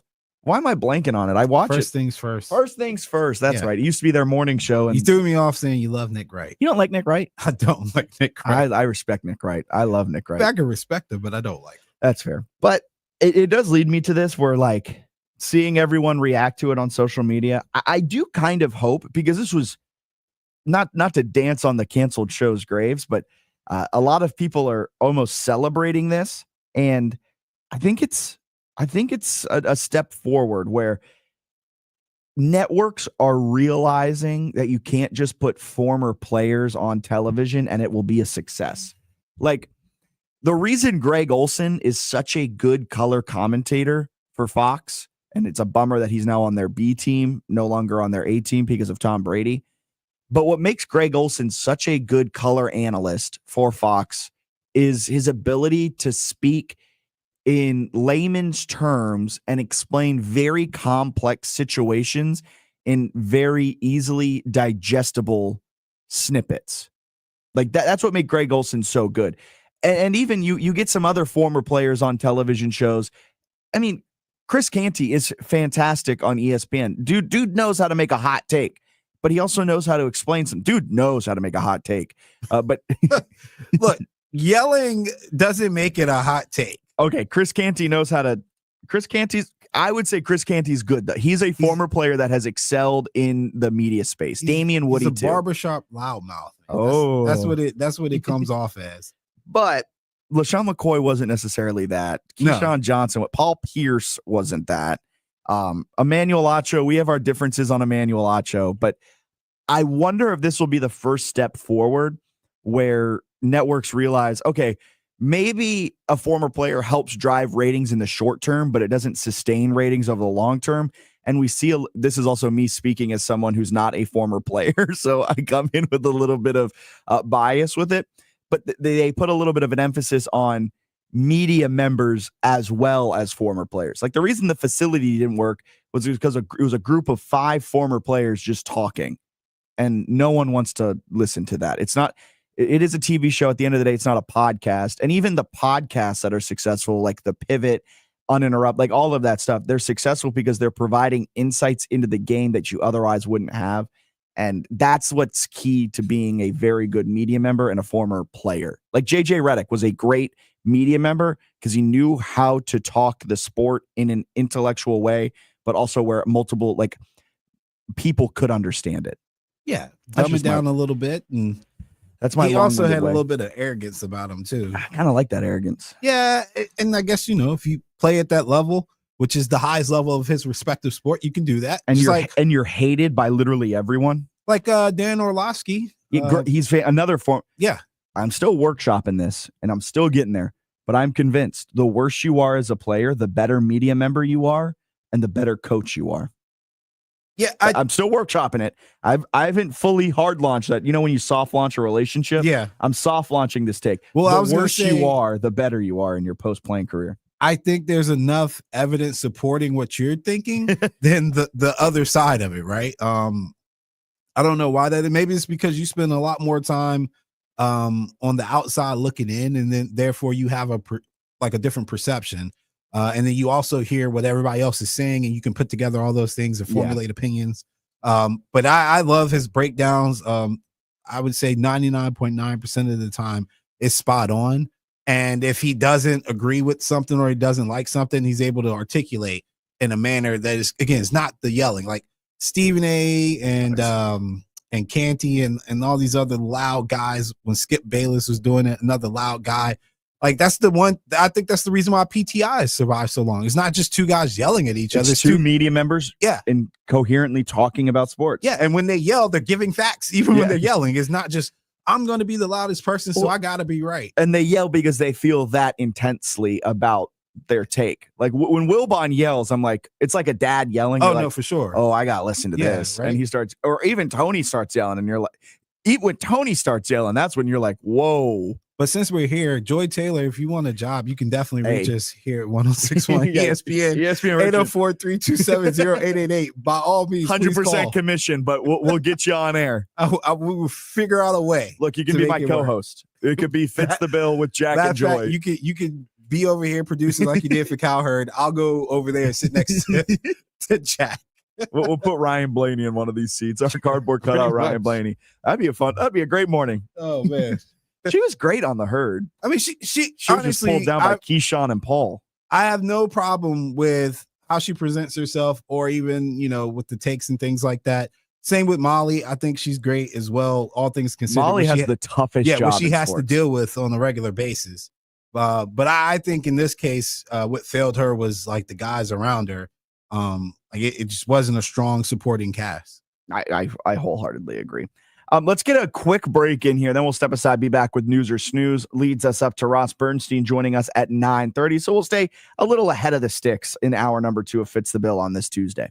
This is a special notice to U.S. taxpayers owing $10,000 or more to the IRS. Tax Relief Advocates is urgently notifying taxpayers that tax relief initiatives are now available that may significantly reduce or eliminate what you owe. If you're afraid of an IRS lien, levy, or wage garnishment, don't lose hope. You can now take advantage of these current relief programs to end all collections, reduce the amount you owe, and resolve your tax problem. Even if you have years of unfiled tax returns or are already in a payment plan, you may still qualify for significant relief. Struggling taxpayers can now get relief they need during these hard economic times. A hotline has been established by Tax Relief Advocates for you to call and see what you qualify for. They are A+ rated with the BBB and have over 1,000 5-star reviews. Don't wait. Call 800-575-7147. 800-575-7147. That's 800-575-7147 or simply visit TRA.com. Must qualify for enrollment. Results may vary. When you first saw her, she was out walking her dog. You didn't notice her at first. But when you finally did, it was too late.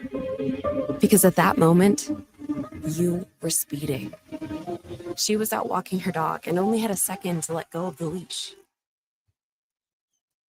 Your foot was on the gas, and her life was on the line. Speeding catches up with you. Paid for by NHTSA. Protect your home and auto by bundling them with Progressive, and you'll have a little less to worry about. But we know you'll find other things to worry about. Like that text you just got from your boss. Hey, call me when you get a sec. Hey, call me when you get a sec. Hey, call me when you get a sec. Oh, hey, call me when you get a sec. Yeah, this is bad. Oh, well, at least you protected your home and auto with Progressive, so you don't have to worry about that. Progressive Casualty Insurance Company affiliates and other insurers not available in all states. Hey, Richmond, this is Ben Ingram, and there's only one place in the 804 to stay up to date on all things Atlanta Braves. 106.1 ESPN.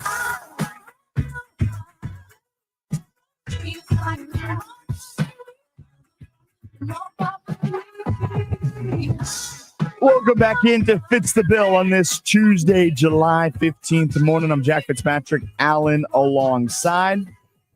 Feel free to call, text in 804-327-0888. It's time for everyone's favorite, I'm telling you, segment, News or Snooze. We have 3 headlines from the wide world of sports. We'll say if they're newsworthy or snooze-worthy. We've got 1 NFL, 1 college football, and 1 NBA. Take it away. News or snooze.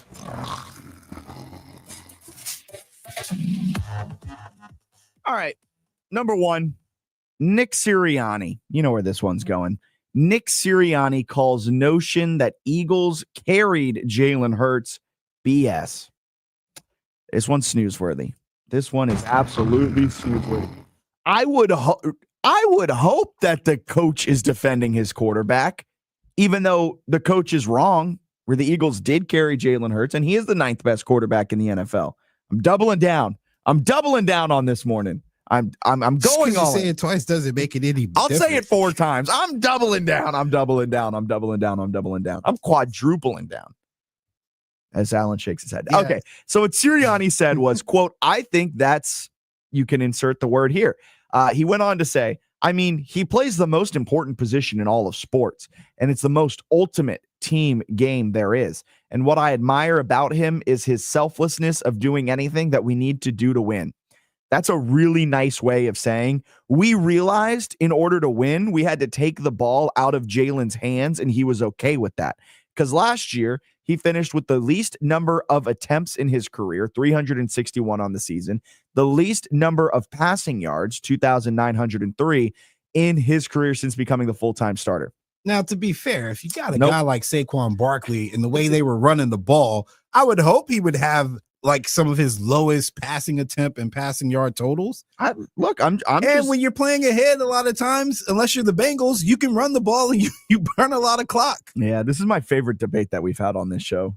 I'm not necessarily defending that Jalen Hurts should be anywhere in that top 5 again. My issue will always be that we got a rookie and we got a guy coming off his rookie season, and we got Justin Herbert in front of him. Justin Herbert, I will accept, should not be in front of Jalen Hurts. The full quarterback list, the official Fitz the Bill quarterback list, is coming out tomorrow. Oh, well, then save it then. So keep it locked, but that is my one little sprinkle. Jalen Hurts should be in front of Justin Herbert. Jalen Hurts is also more than one spot better than Baker Mayfield. Baker Mayfield's not 10th. Those are all the sprinkles I'll give away. But it is funny in Sirianni's quote, what I admire about him is his selflessness of doing anything we need to do to win. And it's just like, well, what you had to do to win last season was taking the ball out of Jalen's hands. And he's like, I admire that selflessness. And that in and of itself is why he's a great quarterback. Like, brother.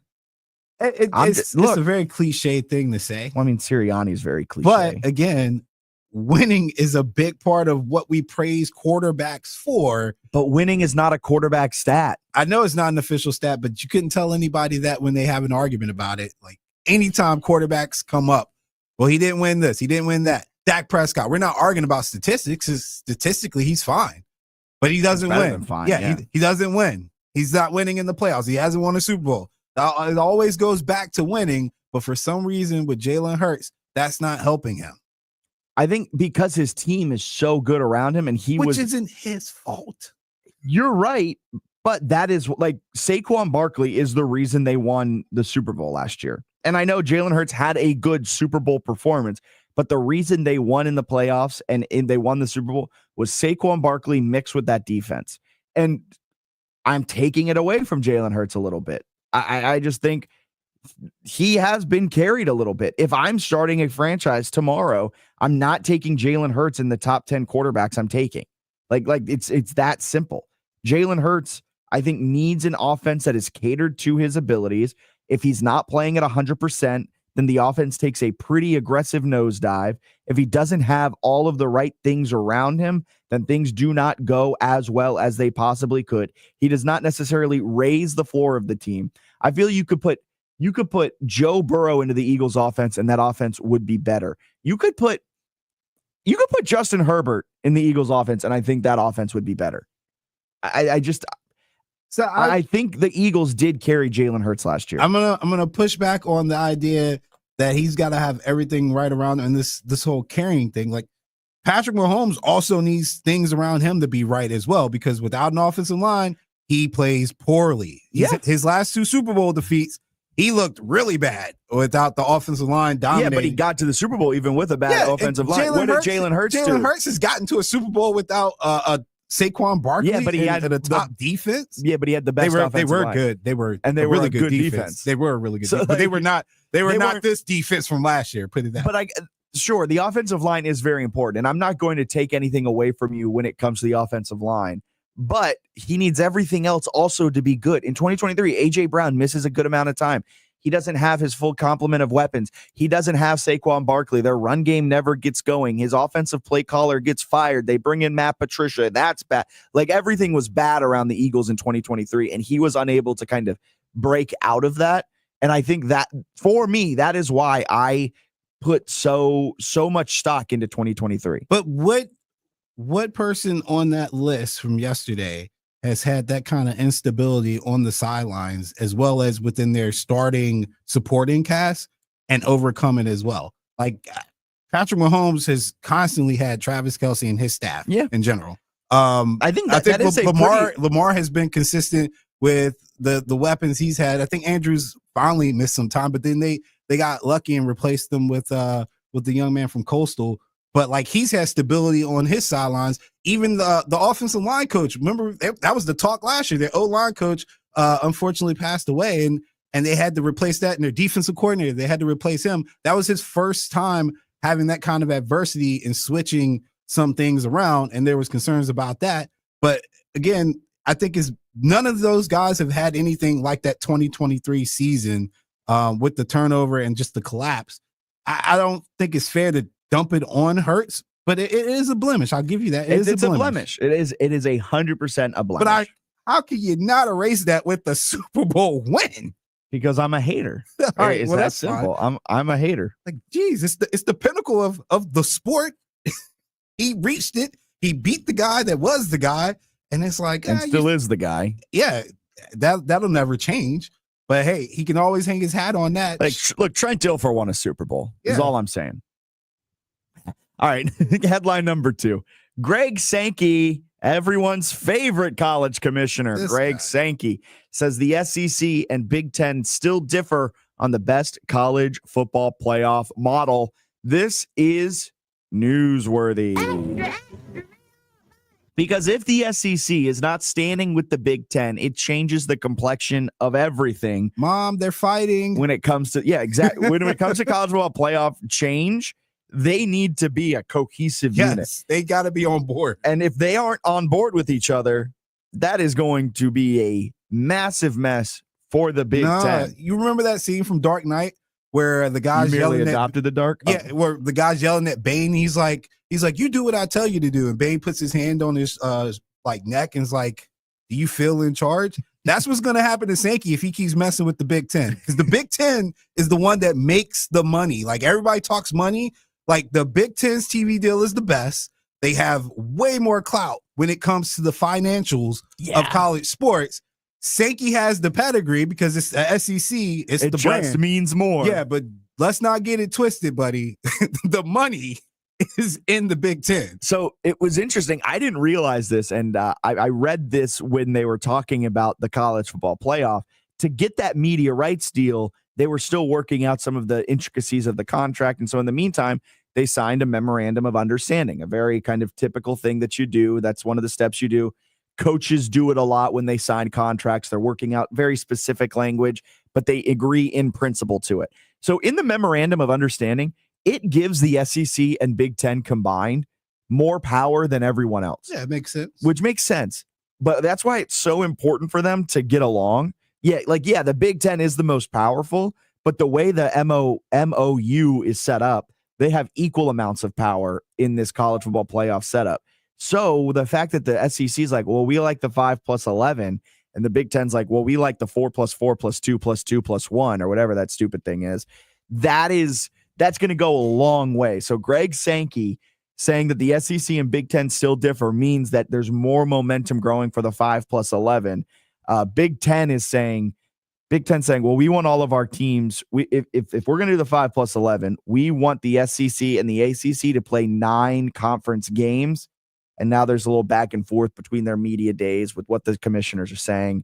I'm very excited for what Jim Phillips, the ACC commissioner, is going to say down in Charlotte next week at ACC Media Days. Myself and Matt Josephs will be down there covering it. And I imagine this will be a pretty aggressive topic for Jim Phillips to address because the ACC thinks they are on the same ground as the SEC and Big Ten, and they don't want to be frozen out with this new Big Ten model for the college football playoff. All right, let's go back to the phone lines. Reggie is out there on line 1. Good morning, Reggie. How are we doing? Gentlemen, good morning. Question and a follow-up. Notre Dame, I mean, isn't it interesting how they are fat rats sitting on the sidelines with their different plans? They still have the NBC deal, and what other deals do they have? They have the NBC deal is all they got for football, but then they're part of the ACC, so they get a piece of the pie for the basketballs and things of that sort. Wait a minute. So when it comes to football, that's not a separate deal they have with NBC? Yeah, it's a separate deal. So they're independent in football, so their NBC deal goes all to them. How much is the football contract on NBC? Oh, a few million. I'm going to figure that out, though. It's a hefty deal, though, and that's why they're so content with being an independent.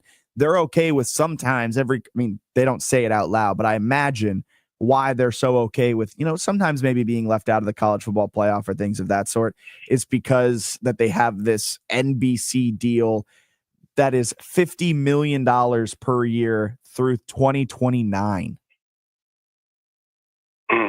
Woo! That's a lot of money in their pocket. And it goes on to all to Notre Dame. Yeah, the key is they don't share that with anybody. They don't share that with anyone. Hey, I ain't mad at them. Well, somebody needs to be the marketing agent with the NFL team because, man, that's like NFL style. That's been through my since man- 1991. Yeah, that's been a long-standing relationship Wow. too. And so yeah, that's why they're okay with Yeah. being independent. They're like, yeah, okay, fine. We may not be the second seed in the college football playoff. You may put us as the 8th seed, or we might not get the play. Like we might not get that bye week because we're not a conference champion. But hey, we're making $50 million a year just off our media rights deal alone. We're fine with whatever you guys choose to do. Yeah, well, you know, Notre Dame travels. Niggas said they want to say, but they put butts in the seat. Yeah, they do. So, I mean, it was one year when they had a raggedy team, but they sent them to a bowl game because they know they travel. But main reason I call, can somebody explain to me how another Manning, according to Paul Feinberg, is supposed to be the best thing since sliced bread? He wasn't even the best quarterback last year on Texas team, which struggled. And even though they were in the playoffs, I mean, help me understand how this guy could be the front runner for the Heisman, and he can't beat out the quarterback from last year. I mean, it's going to be a disaster. Reggie, you're speaking Alan's language. He is all aboard the Arch Manning dis-hype train, D-hype train, whatever that's called. But look, you're right, Reggie, because the reason Arch Manning has so much hype around him is because his last name is Manning. Like that's why. Yeah, and I'm not saying he's going to be bad. I'm just saying let's see it first. Yeah. Because in college football, especially given that situation, if he was better than Quinn, he would have been playing. Yeah. I think you raise a very good concern, Reggie, because there is a lot of hype around Arch Manning, and it's all based around his high school play. He hasn't started a college football game. He started 2 this last season, but he has not been the week 1 starter for quite some time. It's a completely different approach. People are already slotting him in to be the first overall draft pick next season. It's not even a foregone conclusion that he's going to be he's even going to declare for the draft. I mean, the hype around Arch Manning has been unparalleled. Be very interesting to see how it's going to play out, because I'm with Alan. I don't know if he's even going to be the best quarterback in this year's draft class. I think there are a couple other guys that you want to keep an eye on. I've been high on him, Fernando Mendoza out of Indiana. I think there's some other guys out there that will be better than Arch Manning this season. We got to get to break here, Reggie. Have a wonderful rest of your Tuesday. Have a great rest of your day. Let's get this break in. We'll step aside, be back with Ross Bernstein on the other side of this break. RVA means one thing. Golf season is here. If you're looking for the perfect golf course, head over to Queenfield Golf Club, located just a few minutes east of Mechanicsville. Queenfield offers a beautifully secluded 18-hole course, spacious driving range, and professionally maintained practice greens and bunkers. Schedule your tee time today by calling 804-769-8838 or reserve a spot online at queenfieldgolf.com and make Queenfield Golf Club your new favorite course. Horse racing is back, and it's time to get ready for another Triple Crown season. Get the latest from the industry every Saturday morning from 10 to 11 with Off to the Races on 106.1 ESPN. Presented by The Racing Biz. Nick Hahn and Frank Vespi bring you their insight and knowledge, talking with the people making the headlines, including jockeys, trainers, and owners. Plus, get the expert picks each week, including a visit by Derby Bill Watson. It's Off to the Races each Saturday morning at 10 on 106.1 ESPN. Streaming live on the iHeartRadio app. It's summertime here in the RVA, and soccer season is in full swing. Make your plans now for the Richmond Kickers' next home game, Saturday, August 2nd versus FC Naples. It's National Ice Cream Day at City Stadium, presented by Nightingale's famous ice cream sandwiches. Gates open at 6 p.m. for a 7 p.m. start, so make sure to stop by early for happy hour beverage specials and sample RVA's best variety of food trucks. Reserve your tickets today at richmondkickers.com. And don't forget, at Kickers games, dogs are always welcome. Bonaire Shell has been serving the RVA community for 20 plus years, providing service with a smile and technicians you can trust. Family owned and operated, 8762 Huguenot Road. The Open Championship PGA Leaderboard updates live on 106.1 ESPN, presented exclusively by Richmond LSV. Street legal low-speed vehicles. Schedule a test drive today at richmondlsv.com. Golf season is here. Whether it's your first round of the year or the next round, make sure you're playing it at Hunting Hawk Golf Club. We're offering special pricing this summer on outings for civic organizations, churches, kids' athletic teams, or your own special fundraiser. Also, now is the time to start signing up for your fall golf outings. For more information or to book a tee time, give us a call at 804-749-1900 or visit online at huntinghawkgolf.com.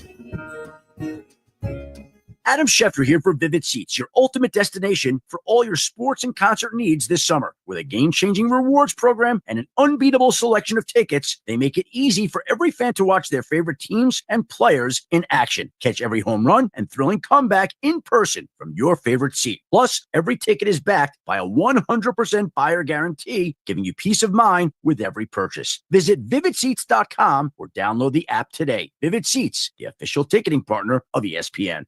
Hey, Green Gobbler here. So you've got a clogged drain in your bathroom. Water in the sink's overstaying its welcome. You're spitting today's toothpaste on top of yesterday's toothpaste. You hope that it go away. Yeah, clogs don't just go away. I make them go away. I'm Green Gobbler, the only clog dissolver you need. I'm bleach-free, safe for your pipes, and I work. Guaranteed or your money back. Because I never met a clog that was going to unclog itself.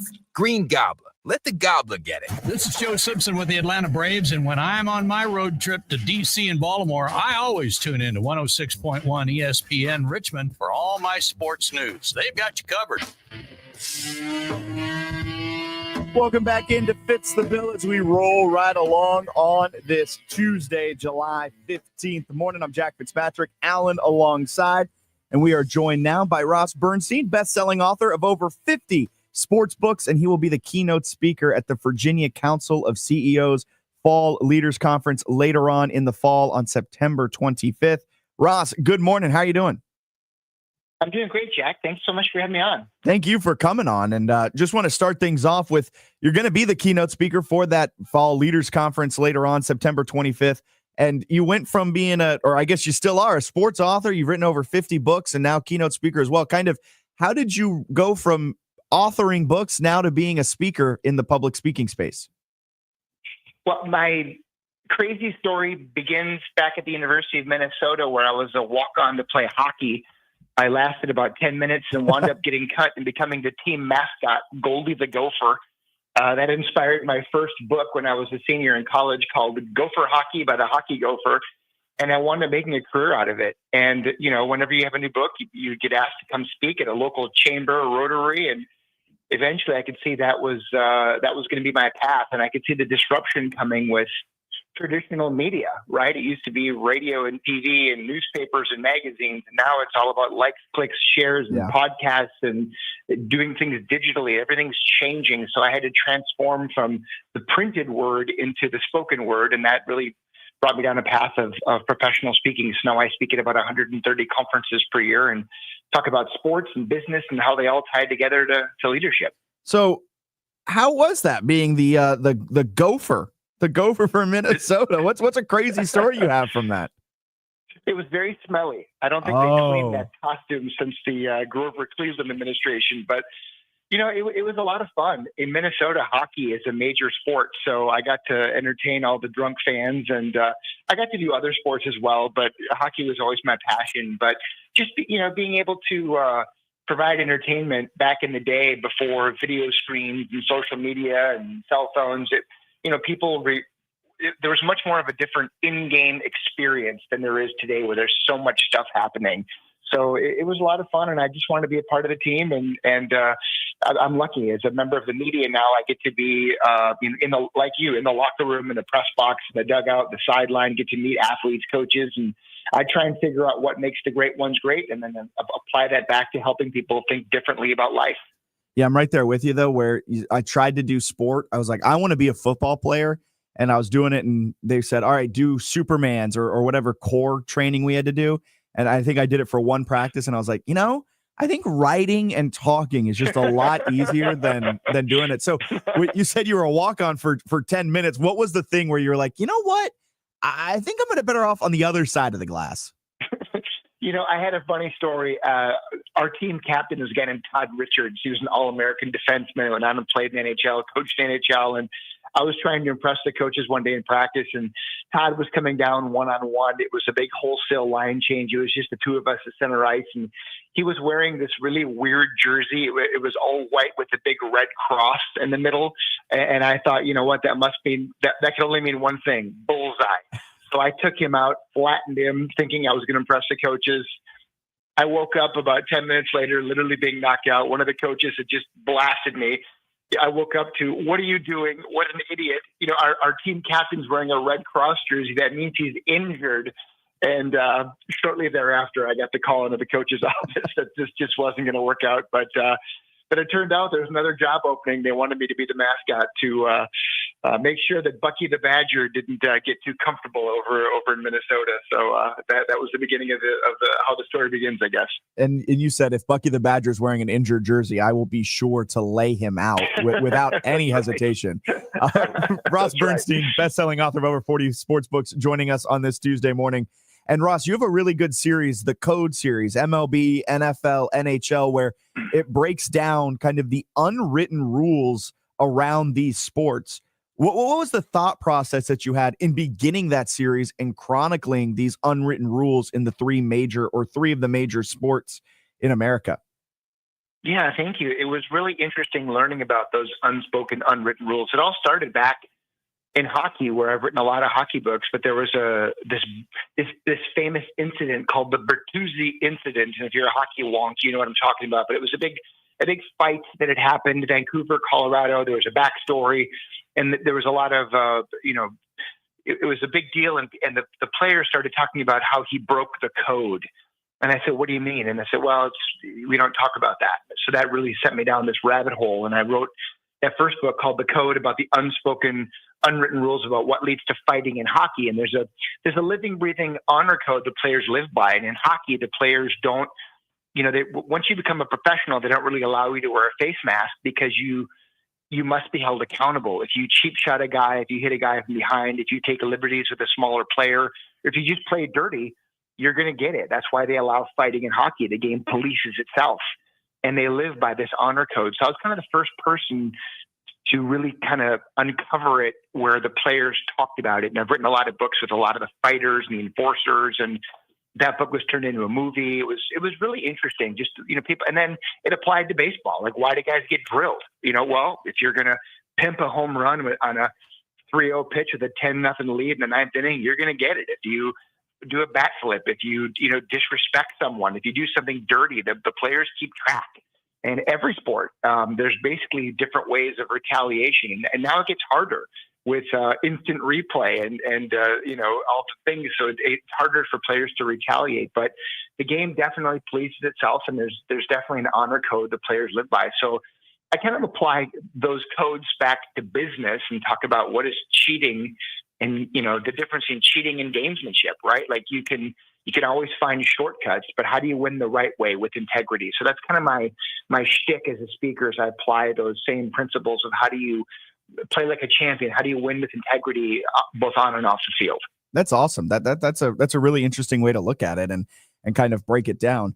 With covering MLB, NFL, NHL, with those unwritten rules, we all hear about the you don't pimp a home run, you're going to get beamed the next time. These crazy unwritten rules that me as a sports commentator, you're just kind of like, oh my goodness, let the guys play. But when you've been covering it, is there a sport, or has there been an unwritten rule that you kind of were like, really? I've learned there's unwritten rules in every sport. I mean, even in water polo and rugby, and I've spoken on all 7 continents. So it's amazing how cricket. I mean, players are same kind of thing. They're doctoring balls. Every player is looking for an advantage, right? It's that gamesmanship. I mean, was creatine legal when the home run race was going on? I mean, what was the difference between just flat out anabolic steroids and the East Germans Olympic team? You know what I mean? It's like it's never ended. Tour de France. I mean, everyone's looking for an edge, and whether it's diving in hockey, or a slew foot in hockey, maybe in basketball, it's grabbing a guy's shorts or slowing him down, or just ticky-tack fouls, or the flop, or the dive in soccer. I mean, if you can convince that referee to give you that call and you win by 1, is that cheating or gamesmanship? So it's really, it poses an ethical dilemma in every sport. And I think the real diehards, the seam heads in baseball, they live in that stuff. So some of them are archaic and crazy, and but others are really pretty fascinating. I love it. Ross Bernstein, a best-selling author of over 40 sports books, joining us on this Tuesday morning. I do have to ask, it's probably a question that you're asked a lot, and it's kind of like picking who your favorite child is, right? But which book that you have written, and you have a lot to choose from, was the most fulfilling one to write for you? I think we may have lost Ross there in the meantime. I imagine, I wonder if the Gopher book that he wrote is the most fulfilling, because that's the one that got his journey going. Going from a hockey player to the Gopher is quite an experience, quite a way to get into media. That's not how I got in. I did want to be a mascot at one point. However, I was a little too tall for the JMU Duke mascot, and I don't think I would have been able to do the funky dance moves that is required to be a mascot. So I do really commend that. Ross, sorry for losing you there for a second, but the question was, I guess it's kind of like asking who your favorite child is. Which of your books that you have written has been the most fulfilling to write? Oh, you know, I wrote a book called America's Coach about Herb Brooks and the Miracle on Ice hockey team. And that was probably the most near and dear to me, because it's a book I was working on with Herbie when he died. I was actually golfing with him the morning he was killed in a car accident. But I've helped to create a charitable foundation with his family. And to date, we've raised several $1 million to help kids play sports. So that was probably the most meaningful, just because it's had this kind of, it's one of those amazing stories. It was turned into a movie with Disney. Kurt Russell plays Herbie in the movie Miracle, and it's been pretty awesome. But I've written lots of them. I did a book with the Hanson brothers from Slapshot, which was pretty hilarious. And so yeah, I'm like you. I'm lucky. I get to be around sports, and it's for guys like us, Jack. It's we both wanted to play the game, but we're lucky that we both found a way to still kind of be in the game even years later. So I'm not winning any Pulitzer prizes. Most of my books wind up in bathroom libraries, which I'm okay with. But it's fun to just be able to share this wisdom, this information. Like your listeners love tuning in and having that escape and being able to just in their car drive along and listen to sports. That's the one thing that keeps the regular traditional media going, is the fact that the All-Star game is tonight. The Big Dumper won the home run derby last night, and who are the Phillies gonna draft, and it's just so people love it, and we're both lucky and live this kind of charmed life to be able to be in it. But my books definitely just kind of celebrate these great moments, and that's kind of that's what I do. I just try and make these moments and let people share these great memories. Hey, the Big Dumper. I'm glad you brought. I'm glad you're able to squeeze a little Big Dumper reference in there. As a Seattle sports fan, that is the one thing we've been able to hang our hat. I don't know how a Seattle sports fan in Richmond, Virginia, but that's besides the point. That's the only thing we've been able to hang our hat on this season offensively, is the Big Dumper, and that's what makes sports so fun. Here, Ross, before we let you go, I got to get your take. How do you think Minnesota's going to do in the Big Ten this season in football? Oh man, we're gonna listen. If we went like 0-12 and we beat Wisconsin, I'd be fine with that. But or 1-12 rather. Living in Minnesota, it's hard, man. We struggle. PJ Fleck he's got a nice program, and I'm a huge fan, but we struggle. There's the haves and have-nots, and the NIL and the transfer portal have, in my opinion, ruined college athletics. And I don't know how they get the genie back in that bottle, but it's really freaking hard to try and compete with the Ohio States and Michigans of the world. It's just crazy. So, I'm sure we'll win 6, 7, 8 games, go to some bowl game in Detroit or Bangladesh or somewhere, and the fans will be happy. But, until you get to that next level, it's really hard to compete. Yeah, the NIL world, it's here, and it's how do we put regulations around it? How do we make sure that it's as level of a playing field as humanly possible? But until that time comes, the Ohio States, the Penn States, the Alabamas, all of those big dogs are going to be running the sport, and everyone else is going to be playing catch up. Ross, thank you so much for taking some time out of your Tuesday. Have a wonderful rest of your week, and excited to catch up with you on September 25th at the Virginia Council of CEOs Fall Leaders Conference. Appreciate you, Jack. Thanks so much. Thank you. There goes Ross Bernstein, best-selling author of over 50 sports books. He's got, a whole series on the unwritten rules. He has a book. Didn't have the time, but I wanted to dive into a book he wrote. I love Brett Favre. I hate Brett Favre. A really interesting concept. But now that was written, I think, in 2000 and 9-ish. So over the last couple of years, that has taken a whole new turn. So maybe when we catch up with him on September 25th at the Virginia Council of CEOs Fall Leaders Conference, can pick his brain on that one as well. Let's get our last break in here. We'll step aside, be back on this Tuesday. We're going to be predicting the NFC playoff teams. That's coming up next. Constipation with belly pain that keeps coming back and back and back. If your symptoms keep coming back, talk to your doctor. It could be irritable bowel syndrome with constipation or IBS-C. Linzess could help you get ahead of it. Linzess linaclotide is a prescription medicine that treats IBS-C in adults. It's not a laxative. It's a once daily pill that helps you get ahead of your symptoms. It's proven to help you have more frequent and complete bowel movements and helps relieve overall abdominal symptoms, belly pain, discomfort, and bloating. These symptoms were studied in combination, not individually. Do not give Linzess to children less than 2. It may harm them. Do not take Linzess if you have a bowel blockage. Get immediate help if you develop unusual or severe stomach pain, especially with bloody or black stools. The most common side effect is diarrhea, sometimes severe. If it's severe, stop taking Linzess and call your doctor right away. Other side effects include gas, stomach area pain, and swelling. Talk to your doctor and say yes to Linzess. Learn more at linzess.com or call 1-800-LINZESS. It's bow time. Something new just dropped at Bojangles. Take the bold taste of a crispy golden chicken supreme that's been seasoned to perfection, then add dill pickles, Carolina Gold barbecue sauce, and a toasted bun that's great on the go. What do you get? You get a Bo's Bird Dog. In fact, you can grab 2 of them for $5. So when you're on the go, headed to practice, or need a snack, grab a Bo's Bird Dog. Hurry in before they're gone. Available for a limited time. It's bow time. Experience fun in a street-legal electric low-speed vehicle from Bintelli. Now available for cruising in your neighborhood from Richmond LSV. Our LSVs come with a Virginia license plate, lithium battery, Bluetooth, and much more. Follow us on social media, Richmond LSV. Schedule a test drive today. Text 804-363-4351 or email info@richmondlsv.com. Fun, fully charged. This is Greg Trzynski of the Original Mattress Factory. Many retailers use a computer program to tell you which mattress to buy after answering a few questions.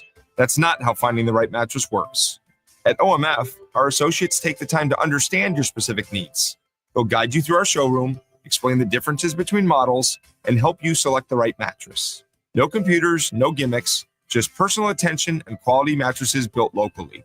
Visit any showroom and experience the OMF difference for yourself. Looking for the perfect golf course? Check out RVA's best kept secret, Queenfield Golf Club, just a few minutes past Mechanicsville. Reserve your tee time today at queenfieldgolf.com.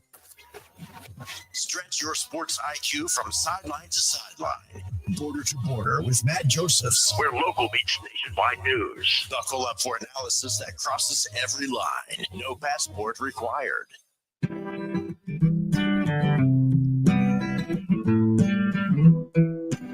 Welcome back into Fitz the Bill on this Tuesday morning. I'm Jack Fitzpatrick, Allen alongside, as we now predict the NFC playoffs. We're going to predict the division winners, NFC East, South, North, West, and then the 3 wild card teams. Historically, outside of last season, it was a multi-year, decades-long kind of, trend where there would be at least 3 new teams in the playoffs every year. Last year was the first year in a long, long time where it was only 2 new teams in the playoffs. So will it go back to being 3, or has parity slowed down a little bit in the NFL? I have 2 new teams in the NFC playoffs next year, and it's not in the NFC East. Both teams that made it last year out of the NFC East are going to make it again this year. But this year, I have the Commanders winning the NFC East and I'm not going to seed them out, but I think the Commanders win the NFC East. Mainly because of 2 reasons. One, I'll start with the positive first. The Commanders solidified the offensive line, and they did not get flashier, but I believe the Commanders got better this offseason through the draft and through that trade to bring in Laramie Tunsil. They saw what happened with C.J. Stroud in Houston between year 1 and year 2. That offensive line was an issue in year one. They could not run the ball. They did not address that going into year two of CJ Stroud. And what happened?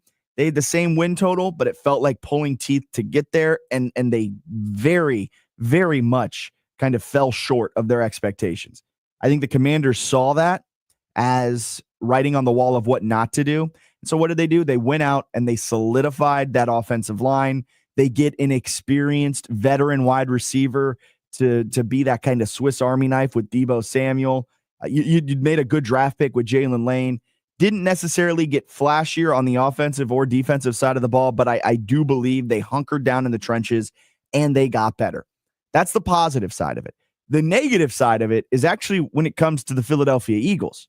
Nick Sirianni does not have the best track record of replacing coordinators. I'm looking at you, 2023. I don't think they missed the playoffs. I still think there is a large gap between them and the rest of the NFC, but I think the Commanders will be right on their heels enough. The Eagles may drop a couple of games that they probably shouldn't, and so the Commanders win the NFC East. The Eagles still make it in as a wild card. I think the NFC East has two representatives in the playoffs next year. Now, the NFC South. This is where I have a new team entering the playoffs. Do you watch Love Island, Alan? I do not watch TV. All right, never mind. I was going to say a new bombshell has entered the villa, but you wouldn't understand that one. NFC South, a new bombshell has entered the villa. Atlanta Falcons. The Atlanta Falcons are going to make the playoffs. The Buccaneers, a lot of trendy people like the Bucs, but I'm here to remind you that the Falcons did have about a 3-game lead over the Tampa Bay Buccaneers at about the midway point of last season. And then they had an epic collapse where they gave up that 3-game lead. The Bucs ended up making it into the playoffs. But the Bucs have lost a lot. Liam Cohen is gone. He was a great offensive coordinator. And the Falcons have a quarterback that I have a lot of faith in Michael Penix Jr. Penix showed those final few games of the season when he got the starting nod. He showed that he is a very capable NFL quarterback. Plus, he's got an offense filled with weapons. You got Drake London.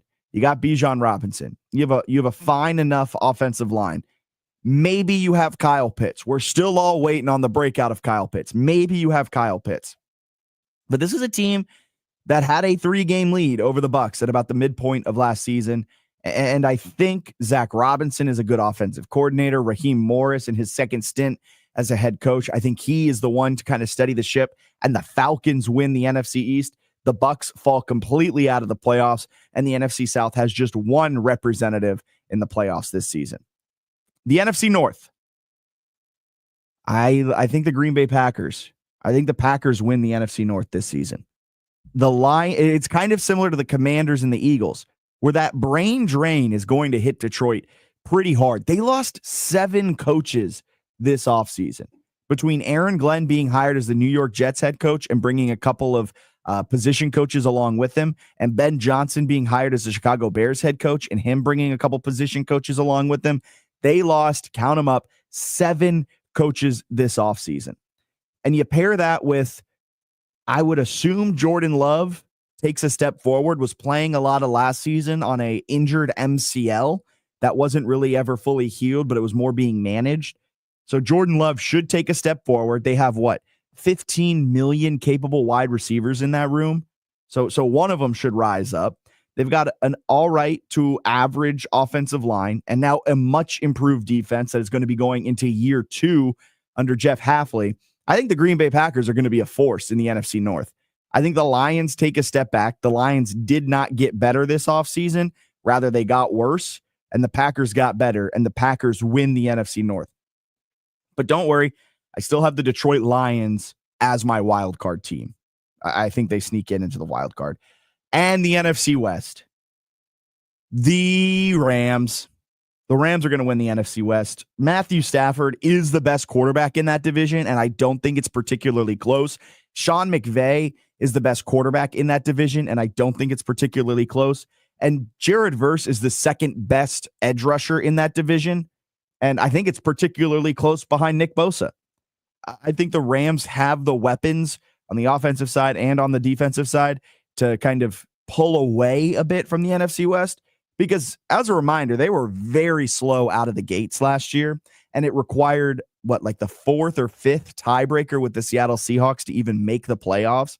But when they did, they looked really scary. They took it to the Eagles. They nearly won that game, but Jalen Carter came up in a big way in the NFC divisional round. But the Rams, they needed a little luck. This year, they're not going to need a little luck. They're probably going to put a bit of distance between themselves and the rest of the NFC West because they have Matthew Stafford.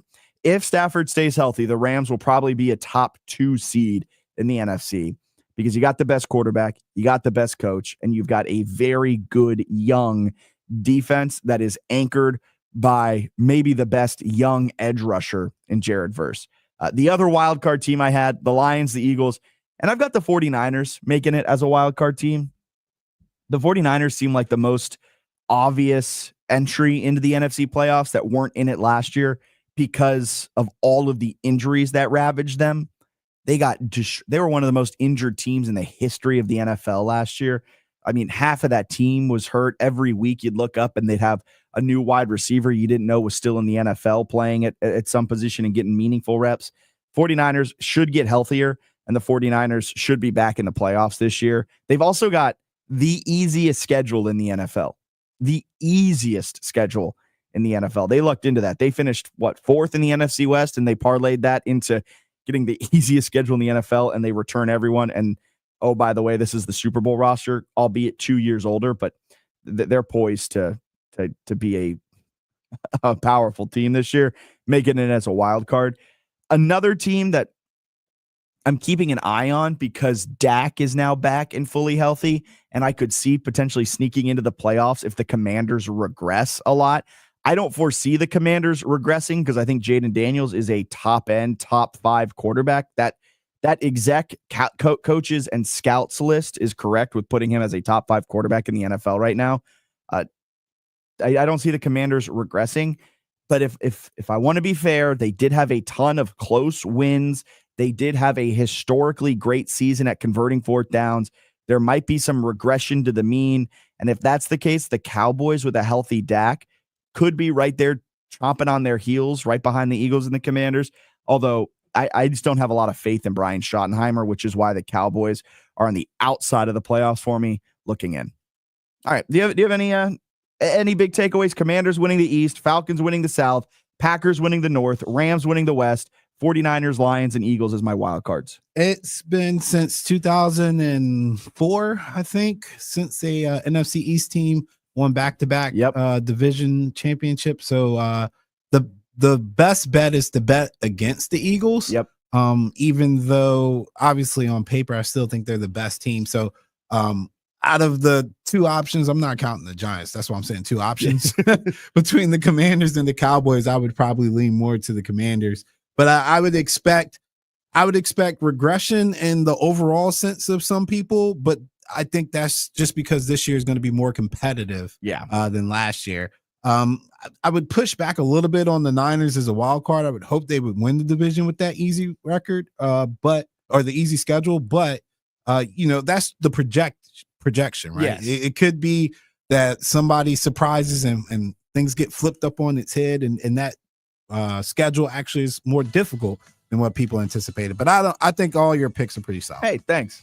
Appreciate it. Yeah, Hey. 49ers could win it, but I'm also just a little worried. They're a little old. Yeah, it's better than the Jalen Hurts thing. We'll continue that tomorrow. Yeah, we'll continue that tomorrow. Tomorrow, top 10 quarterbacks. We're beginning our top 10s of position groups around the NFL, and quarterbacks will kick us off. We're grading them based on how good they are right now, but also how good will they be in 5 years. So youth, as some would call it, goes into effect a little bit. All right, we got the All-Star game, so no Braves baseball tonight. That means we've got wall-to-wall sports talk. We are the spot where Richmond talks sports. Clinton and friends into Joe and Q.